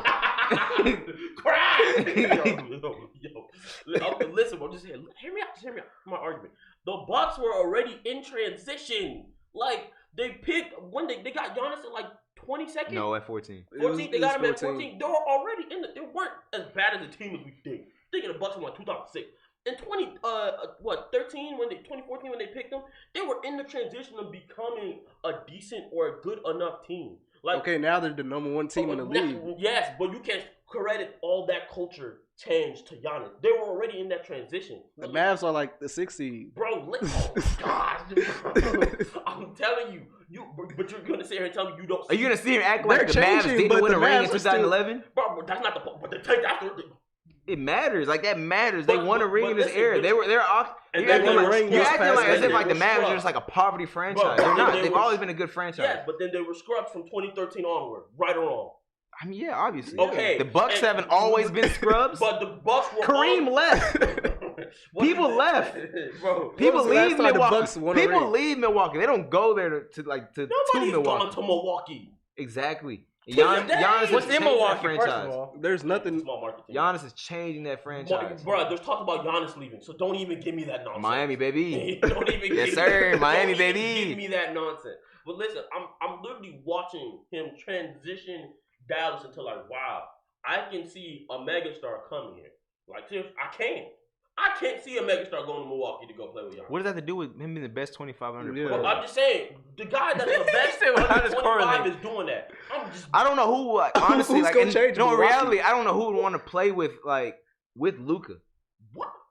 I'm pretty sure a lot Like, of what guys wanna star ball wants to say, I want to play with Luka? LeBron- Because That's literally Luka like a is Harden. very, He's very literally- ball dominant. That is very true. Harden-esque He's a very player. ball dominant. He's a very like That's like Russell literally Westbrook-esque look at. It's not even Russell Westbrook. It's more Harden. I'm gonna be completely honest with you. Whoa, Yeah, dang, Definitely dang, more dang, Harden dang. than Westbrook. I want to give him some slack, but I don't think it's that bad. No, It's it Harden. is. It's It's bad. I Harden. don't think it's that bad. It bro. is. No it is. defense. I mean, Harden's actually pretty decent at defense. Luka has no defense at all. It's terrible. It's awful. He's not athletic. Have you ever seen Luka dunk? He's not athletic. You know he's 6'7", right?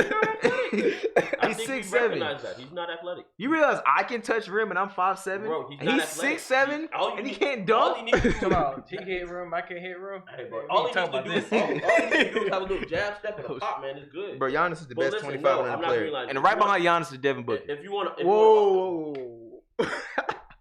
this is the man you want me to listen to for. Right behind him is Devin Booker. let me say something. Trae Young is better than Devin Booker.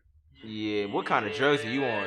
What that really looking like? Trae Young Boy, is hell literally no. the best point guard in the East right now. Devin Booker dropped 70 on your team. That's why he hates Devin Booker. It was on the Celtics.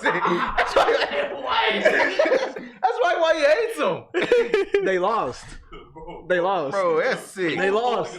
70 That's points sick. and they lost. Bro, who was holding him? Was it Jaylen Brown? I have no clue, bro. I hope not. Oh, you I got hope not. cooked. Hey, speaking of Celtics, check the score on the Lakers game. Oh, check our record. What is it? What's our record? Before I check that. No, check the score. I want you to check the score. I don't know the score. Oh man, they're losing by 20. Wow. God. The Lakers assemble. Bron Lakers playing. Nathan assemble. LeBron AD got playing baptized, trash. too. But anyway, first of all, so who? All right. So after Giannis, who's number 2 for you? After Giannis, it would probably be Luka. So you're really online with me. You just don't believe.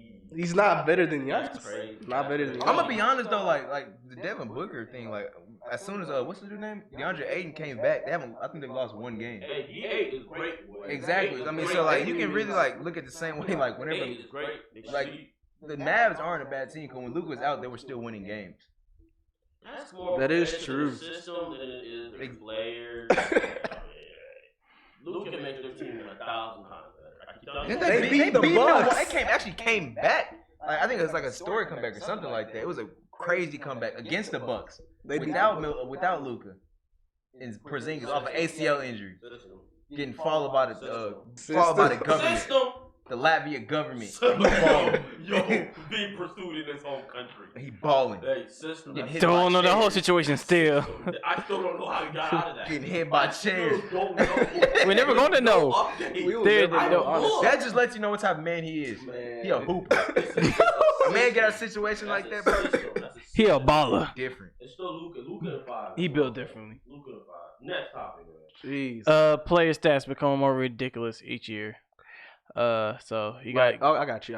Like, for example, Giannis is averaging 30 and 13 in 30 minutes. You trying to tell me better than Harden is averaging. Trying to tell me Giannis better than Luka. Harden is dropping more points than minutes played. Russ has been averaging a triple-double for 3 seasons in a row. And Luka's been dropping triple-doubles. Trying to tell me Kyrie better than Russ. This is not the topic. This is not the topic. This is not the topic. But what I'm saying is, like, I feel like it's better because he can dribble better. Like, bro, his dribbling is playmaking. His dribbling moves are nicer. Dribbling is playmaking. That's not the point. That's not the topic. That's not the topic. It's a better crossover. He's a better presentation. You're not, bro. I have a fear that we gonna get to a point where it's gonna be like 15 years from now, and the little kid go see like Tim Duncan stats, and he was averaging like 17 points a game. A scrub. Tim Duncan's a scrub. How did this man make the hall? This bum. This scrub. Joel Embiid is such a better player. Like what? Be honest, Joel has a higher ceiling. Yes, of course. He does. Tim Duncan played in a different era, but that doesn't diminish what Tim did. That's what I'm saying. That's why I said that comment. But like, Shoot. That's actually kind of terrifying to think. Like, imagine that makes what Jordan did even greater. Not necessarily. not necessarily. Talent level was worse. Man, that's all I got. Jordan was on the Golden State Warriors. Like that was like it was him versus like Scrubs. everybody who was on. Not I would say scrubs. Nah. It was just like it was a bunch of duos versus 5 niggas. Yeah, basically. 5 real good players. I mean, but like it's just the way like defense is played now. And like really, nobody really plays defense. There's not a team. I don't think it's a marathon. I think players have realized nobody plays defense. It's just the game is way more fast. Yeah, and I think players have just realized like it's a marathon. Like we're saving ourselves for the playoffs. You know what I'm saying? Like, it's like we're just trying to get out the regular season. This doesn't matter. It really doesn't. Like they're just. I wouldn't say that. So that's why people aren't playing like crazy defense. It's like, I wouldn't say that. I would honestly say like it's more of those things. Like it's also generations are changing. Like athletes got better. Yeah, athletes are getting better. Like that's what I was telling you in football. It directly correlates to football. Yeah, exactly. That's what I'm saying. That's what I was telling you in football. Like you're not gonna draft a quarterback that isn't athletic anymore. It's damn near impossible. Like you just can't. You haven't got no first round quarterback that's went has not been athletic. Same thing with the NBA. Can you name a first round other than Luka that isn't athletic? Can you name one? Jokic not athletic, actually. Oh my god! I'm talking about top 5. I'm not talking about later. NBA actually, different. no, I really can't. NBA is different. When I say first round, I mean top 5. I haven't picked on that. But yeah, that's what I'm saying. Like the league is becoming more of if you're an athlete, you're gonna get 25. Like it's kind of odd for you to not be an athlete anymore and be the franchise guy. If you think about it, averaging 25 a game isn't it's even kind of regular now. It's not even impressive no more. It's not impressive anymore. So like, oh, you scoring 25? Yeah, average 25 now. You're probably like at least like the 15th highest scorer. Well, Harden like 37 right now. And I think that the what Harden has done though was the last 3 or 2, last 2 years. 3 really. Okay, I want to say 2, but I can give because his first season playing like this, he really should have won MVP over Steph. So like the last 3 years he's done this. It's kind of like shown me that like the league is transitioning into that period where like basketball is not gonna be any more of a what's it called? Not gonna be any more of a mid-range game. Like it is. It's not a post. I think when it comes down to like the playoffs and fourth quarter, it's like that all the analytics get thrown in the trash. But still, get a bucket. No. Honestly, I think analytics matter. Like, no, it does. It does matter. I think in the regular season it matters. Where it showed basketball in 2003 and basketball in 2019. It's like basketball in 2003. It was all mid. Did that like what was that taken from? Was that from the playoffs? Was that from the regular season game? In the regular season game, that goes whole season. Like in regular season, that goes into my point that like players aren't trying to like be bruising. Oh, Mike, you up? Yeah, that kind of goes into my point. Is like players aren't trying to be bruising. Like it's a marathon. They're just trying to get out the season, shoot a 3. Barely got to run back on defense because he shot it from the 3-point line. I mean, but that's the, like, but like the game is changing. Like, and when people say like Steph revolutionized the game, like he really did. And then everybody realized, okay, this is how we have to run our offense. Like we can't just like leave it up to our mid-range guy or DeMar DeRozan to pop that too. No, bro, we have to have a shooter or someone that can at least stretch the floor to an extent where like even if he can't really pop the three like consistently, he's a threat. Like. Like we've literally seen Marcus Smart go from not being able to shoot to popping 11 straight threes in a row.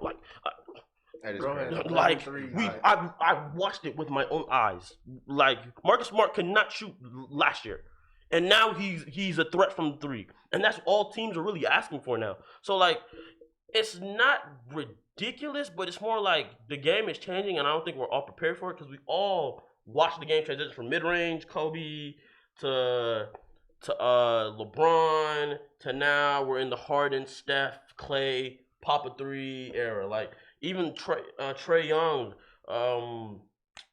Devin Booker, like these guys are shooters. Like they're pure shooters. They can drive, but for the most part they're shooters, and that's what the game is becoming. And if we don't really accept it, then I don't know what else we're gonna do. Like it's not ridiculous in a sense, but it's more like we're just taking it back from it.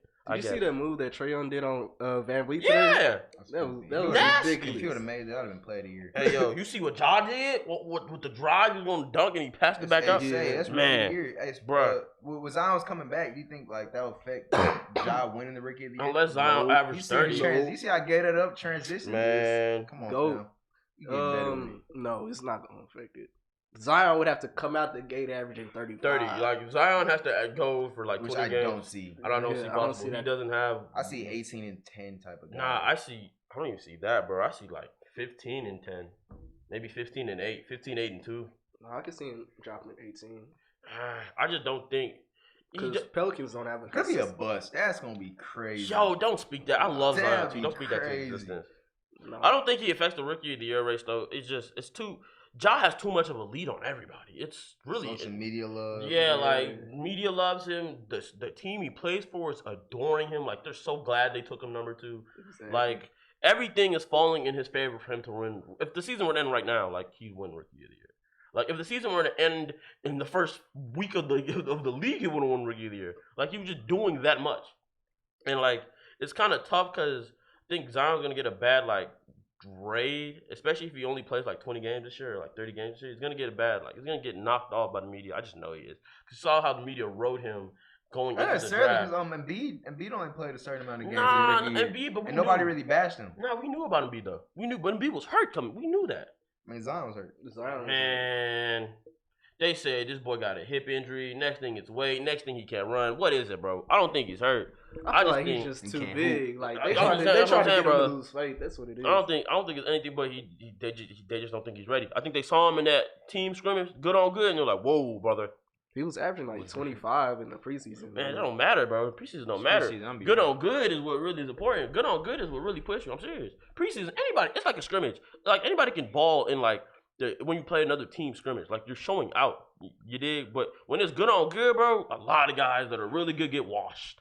So I'm pretty sure it was like, dang, you don't look good in this good on good, bro. Coach, what we gonna do? We're gonna treat him like how they did in Philly. Just sit him.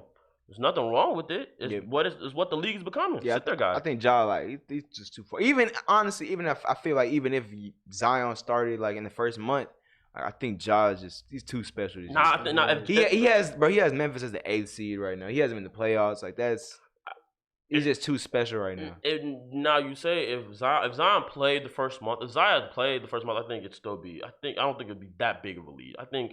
If Zion actually like came, if Zion was playing how he played in the preseason, then I don't think it'd be that big of a lead. I think Zion will still be in the conversation in people's ears. Yeah. So I don't. But to think if Zion will return right now and play right now and take over the race, nah, man, that's a flawed concept. Ridiculous number. He really have to average the most points a rookie's ever averaged in NBA history for that to happen, and it's not. It's not happening. My Nick Saban voice. All right, so. Can the Jazz be contenders? Jazz been on fire since the new year started. I think they've only lost like one game. But I think the Jazz do this every year, don't they? Or regular season champs? Yeah, the Jazz are somewhat not OC regular season champs, but they're for the most part they're regular season champs. Like They do that. I had faith in them. What was that podcast when I said the Jazz might be dangerous?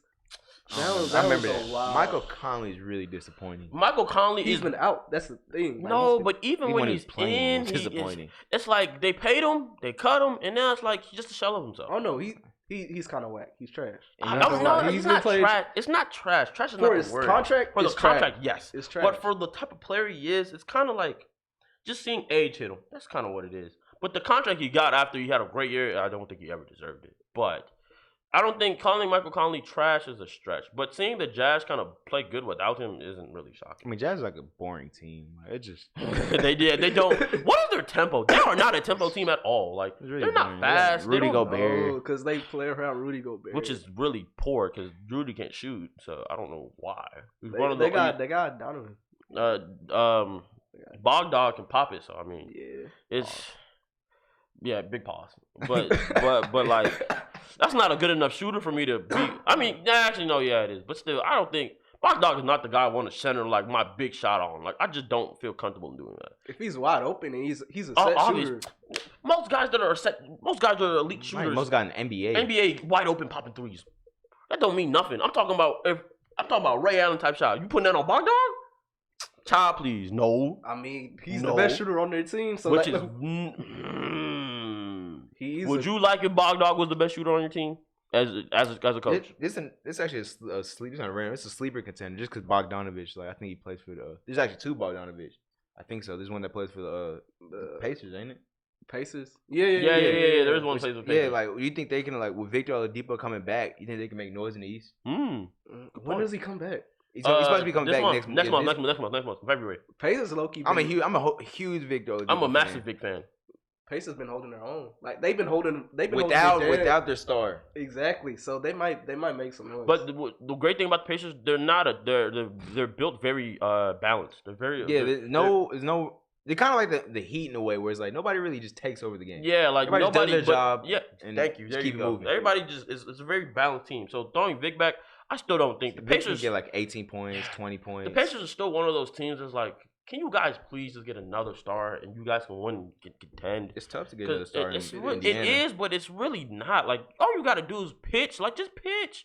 Pitch Indiana like it's Nobody the Mecca. wants to go to Indiana though. Man, I would like to play with Victor. He brings the game is different when he's in. What if Giannis goes there? Why would Giannis go from Milwaukee to Indiana? That's a stretch, my boy. I don't see no games. That would actually be a solid team. I'd rather him go to Miami. I don't see no games. I'd rather him go to the Heat. Wow. I don't see no games. Like he might as well just stay in Milwaukee. Like yeah, like I just like that he's going dude the same situation. Like Vic is essentially a better version of Chris Middleton. Like for him. I like the duo with Jimmy Butler and Giannis. I like that. That's a terrifying duo. And Hero coming off the bench and done. Yeah, I don't want to smoke with them guys. That's a very terrifying team. Like, if that happens, I want Braun to retire that year. I don't want him to get massacred. To get it, like good luck. If anybody has to play that team in the finals, that's a terrifying team. Only team I can see really in a fantasy world giving the Heat with Giannis on their a problem is the Sixers, and the Sixers aren't even consistent. I put no stock in the Sixers anymore. And I used to be like I feel like place my bets on the Sixers win the East. Not no more. I feel like Ben and Embiid just don't work together. I'm a huge Sixers guy, man. I wouldn't say they don't work together. I'm like a Sixers spokesman, man. What is the problem that you see the way Ben Simmons been playing with Embiid being out? So who do you trade? You want to trade one of them? Or? I don't know. I don't think they don't work together. I think it's just play styles just don't. Yeah, they don't complement each other. Yeah, don't mesh is not the word. There's a better word for it. They just don't complement each other. They're both two players that dominate. It's a complete opposite. They get their points all in the paint. It's complete opposite. Like they literally play like yeah. They really don't have any choice.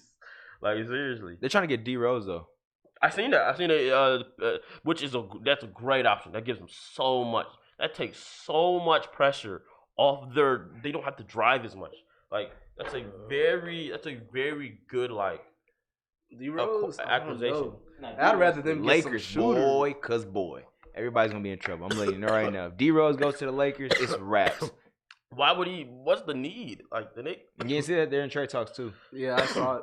What are they getting rid of to get D Rose? They need a playmaker. But they're gonna trade Kuzma. Wow. I hope not. That would be horrible. Like what would they trade to get D Rose? Probably Russo.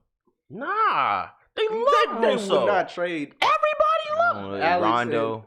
You don't know who you gonna give up. They couldn't. give up You had to Rondo, go. You can probably give up Quinn Rondo Cook. been stinking it up down there. Quinn Cook. You probably get, but then they pay Cook too much money to come over there I don't know. to be a backup. I think they gave him like 25, 30 million to be a backup. Very scrub like. So I mean, I'm just saying. I love the Quinn Cook signing at first, but it hasn't really panned out. So, sheesh. Say on to the next one, man. Yeah. Why have the Blazers been so underwhelming? I have no idea. I actually looked at this. I literally looked at this question and thought about 10 minutes. Looked up stats and I was like, They I don't know. suck at defense. I don't know. That's not defense. They suck at They're defense. not horrible at defense. They suck at defense. When I'm you telling you, say- they suck. When you say They suck, suck. when you say suck, do you mean like No, they suck. like Jimmy Luka Butler, suck? not Jimmy Butler. That's not what I said. Damian Lillard, is he known for defense? No, No. no. Carmelo Anthony's never been known for defense. ever. What's his name? CJ McCollum. I mean, Hassan Whiteside was supposed to be that anchor. Like they have no defense. They suck at defense. Like they're terrible.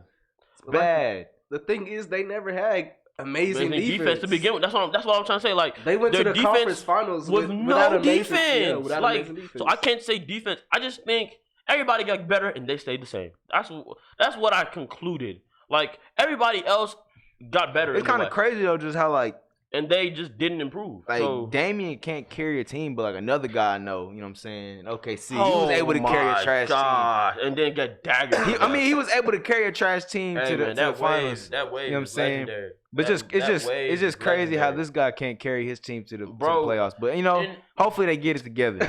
Bro, in Damian's defense, he is really their only like mega star. I mean, like if we're being So, honest, I'm the other just- boy in OKC before Paul George went there, he was their only superstar. But Oh hey, my goodness, let's say bro, you go. OKC is still good without What- that one guy. But still, if you give oh, it's actually worse. They're not as good as they were with Russ. listen. If you give Damian Lillard a Paul George, you telling me he ain't gonna do work, I don't think they're like. I mean, they're doing the same thing. That I don't think they're doing anything different. bro? And I'm be real, like don't act like Paul George doesn't go to the playoff and stink it up every time. Like don't make it seem like that was just like Russ's fault. Like playoff P. Don't let's not act like crime against all of humanity in basketball. Playoff P should not be a thing. Oh my goodness, terrible. Why do you think the Blazers are so bad? I just think they just stayed the same and everybody got better. That's my only excuse. I have no idea why they're so underwhelming. I really don't.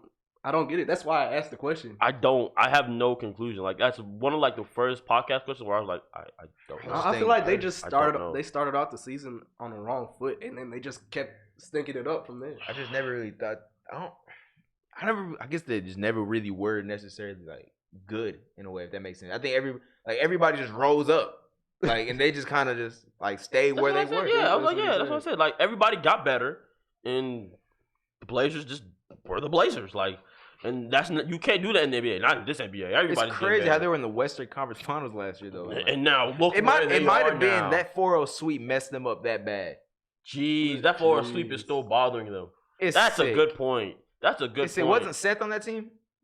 Yeah, he he was. was. Oh, Seth was on that You team. hate it, man. Steph Curry cooked his own brother. He Jeez. swept his own brother. That's Jeez. terrible. Streets is Dang. dead.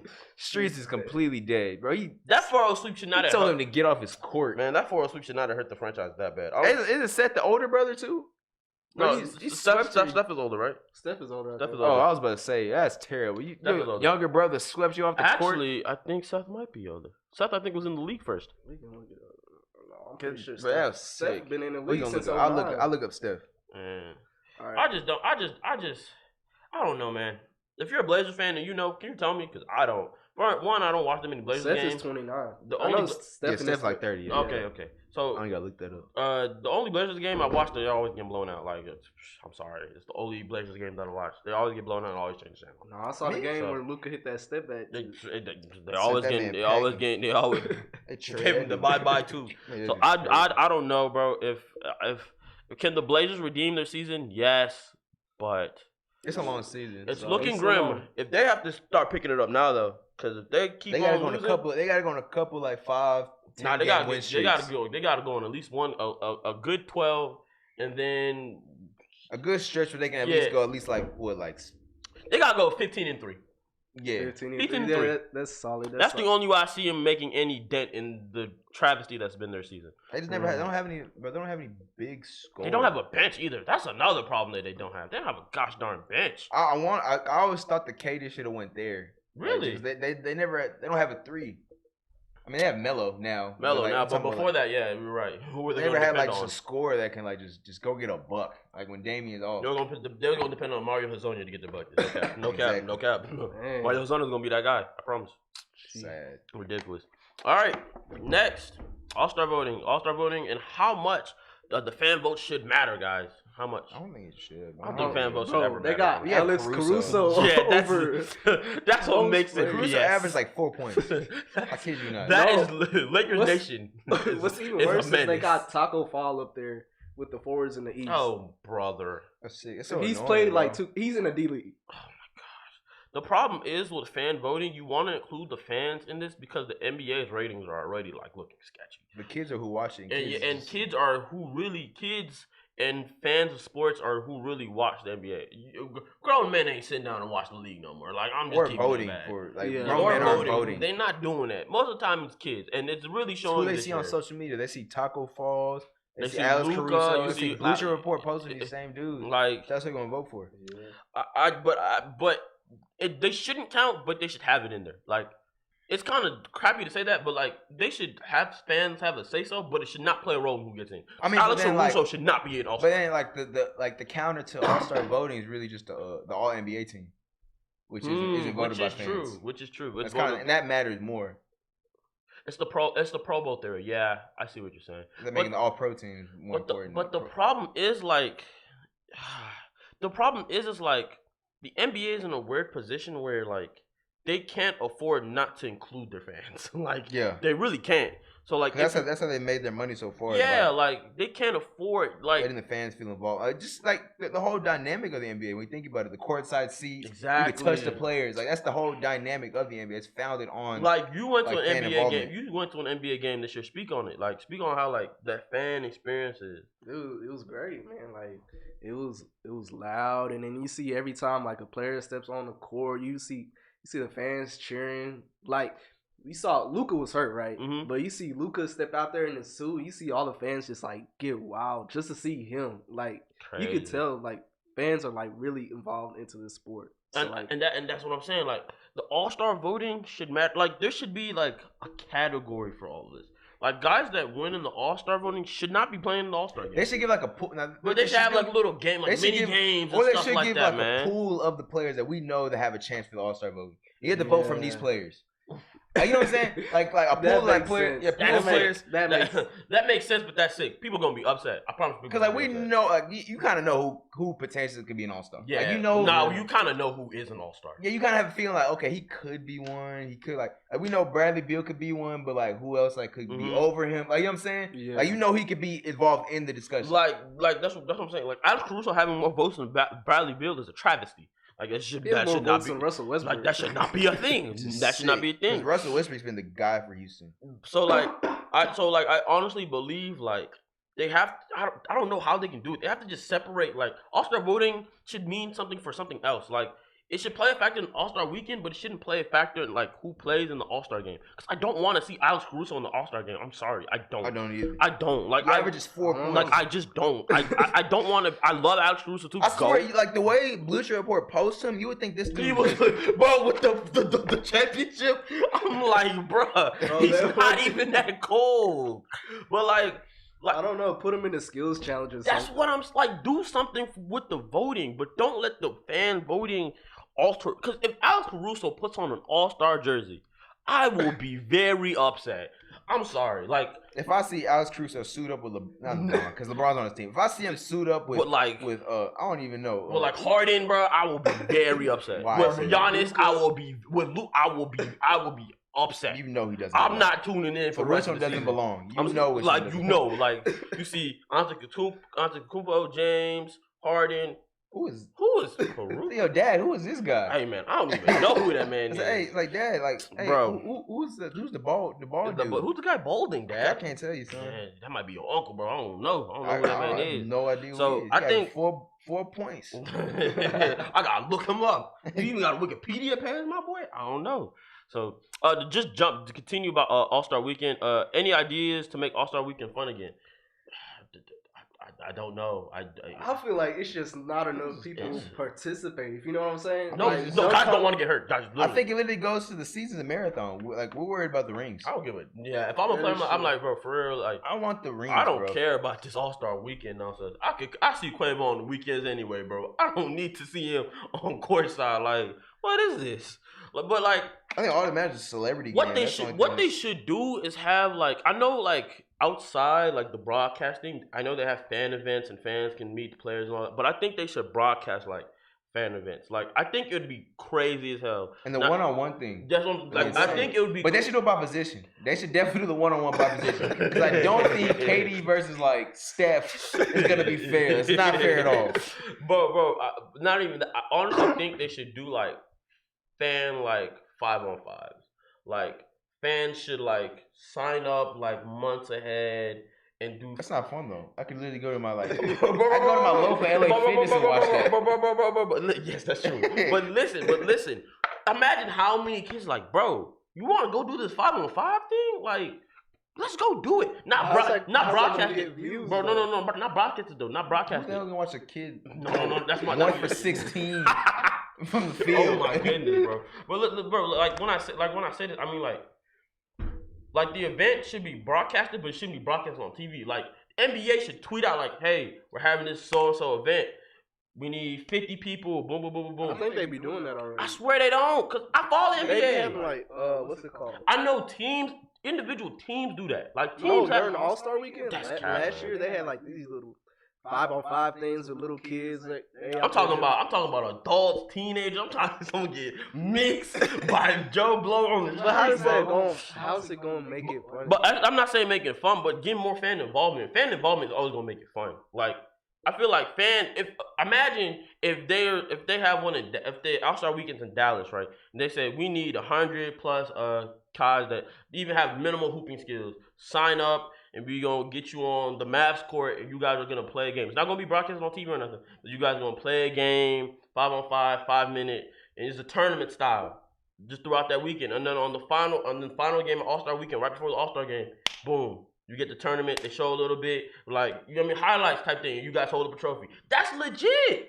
I mean, like that's legit. I don't think that's that you do. I think it's just. I think it goes like. I think sports like all hand in hand. Like the way it work, like football, pro ball doesn't work anymore. It's just not. Yeah, pro ball does not get no draws. Nobody watches it.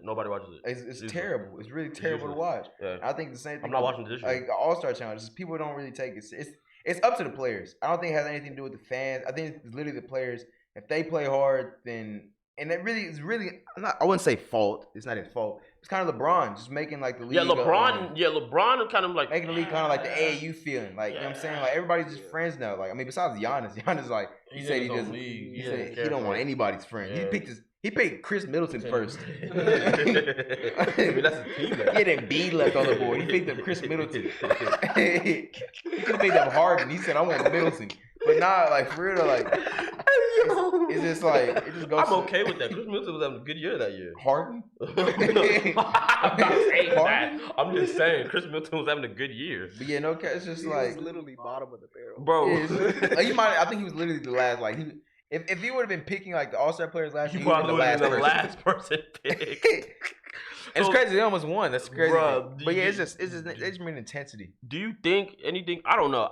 The fan thing was I pulled it out my leg, bro. I don't know where I got that from. But like what year was it when Zach LaVine and Aaron Gordon went up? That was a crazy year. That was 2014, I think. That was rookies. 2015. It was 2015. I think it was rookies, bro. Usually the rookies, they was like the second year in the league. Yeah, they were real young.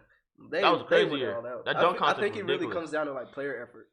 It is. That's it. Like literally, players just doing it. Because John Morant, he's not doing the dunk contest. Oh, I doubt it. Oh, I'd love to see it though. He's not doing it. We all love to see it. We love to see it. But it's just literally just players like being bought into it. I think it should be about a guy's contract.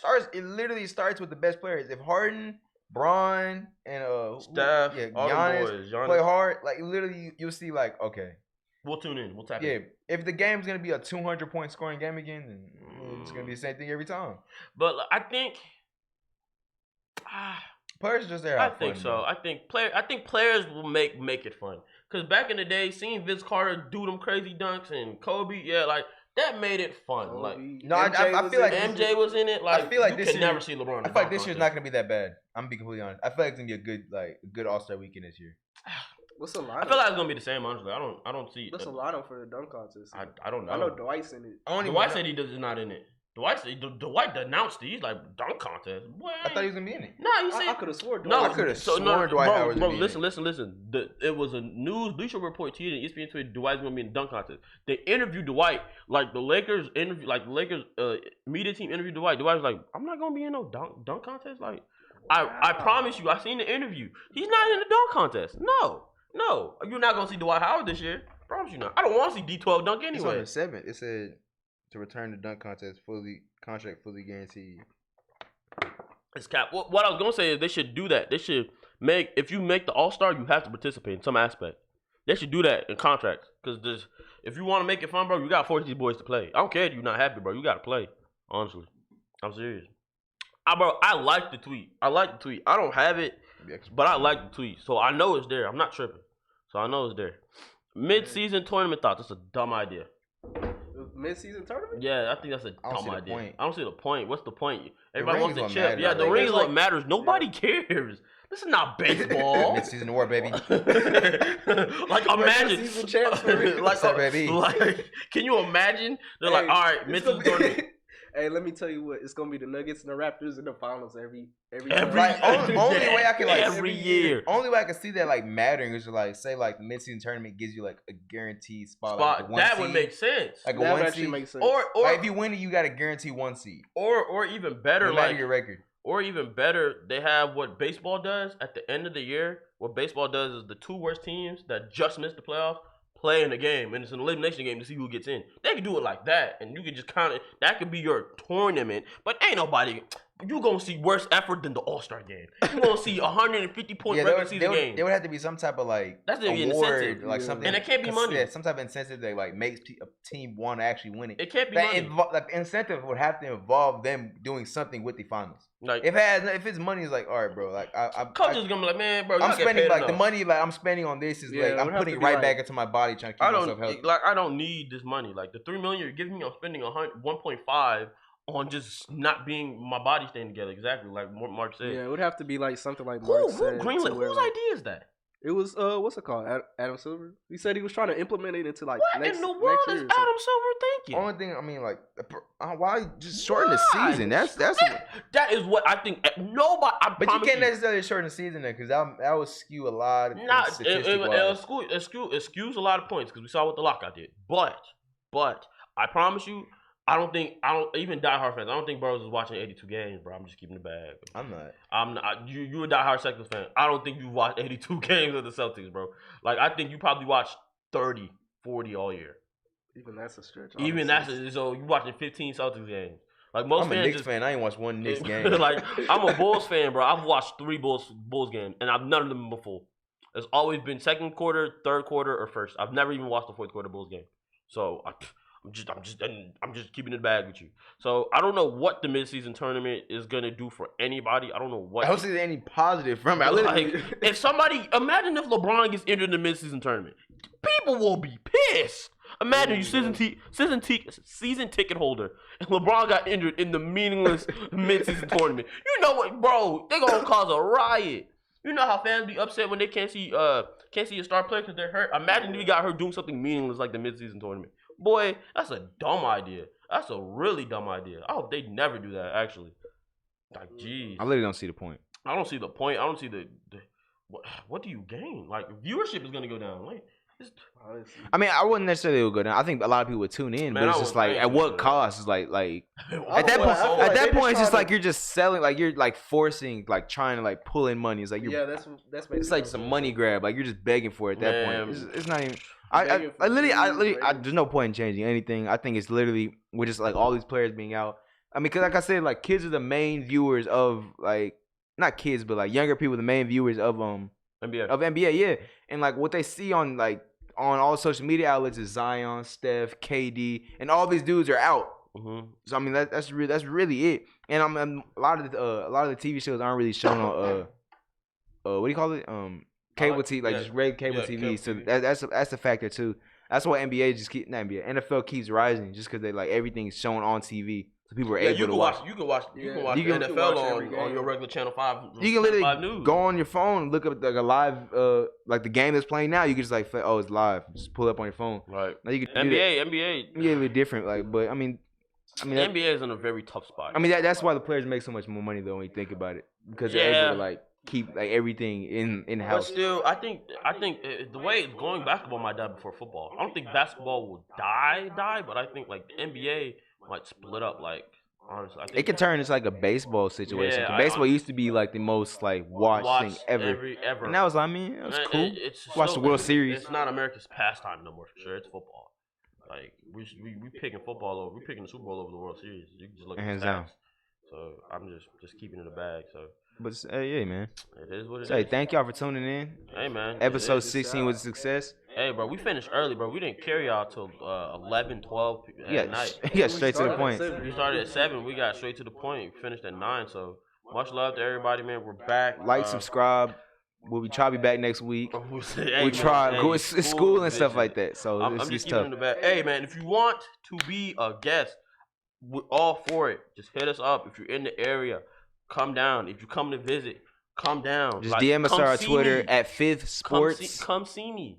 At Fifth Sports DM or DM one of us, either or. Hey, we'll be able to get you on. If you got any topics you would like to add, just DM it to us as well. And I mean, and honestly, that's it. Because I promise you, we're really not reading the comments. Like, I don't think we've ever said that, but I just want like we retweet them. So like we're really tweeting. So if you have a topic suggestion, bro, shoot us a DM, and I promise you, 9 times out of 10, we're plugging it in. Like we're plugging it in, and we're gonna give you credit for it. That's it, man. God bless y'all, and we're gonna call it a night. Man. Hey, happy MLK Day too. Shouts out to the GOAT.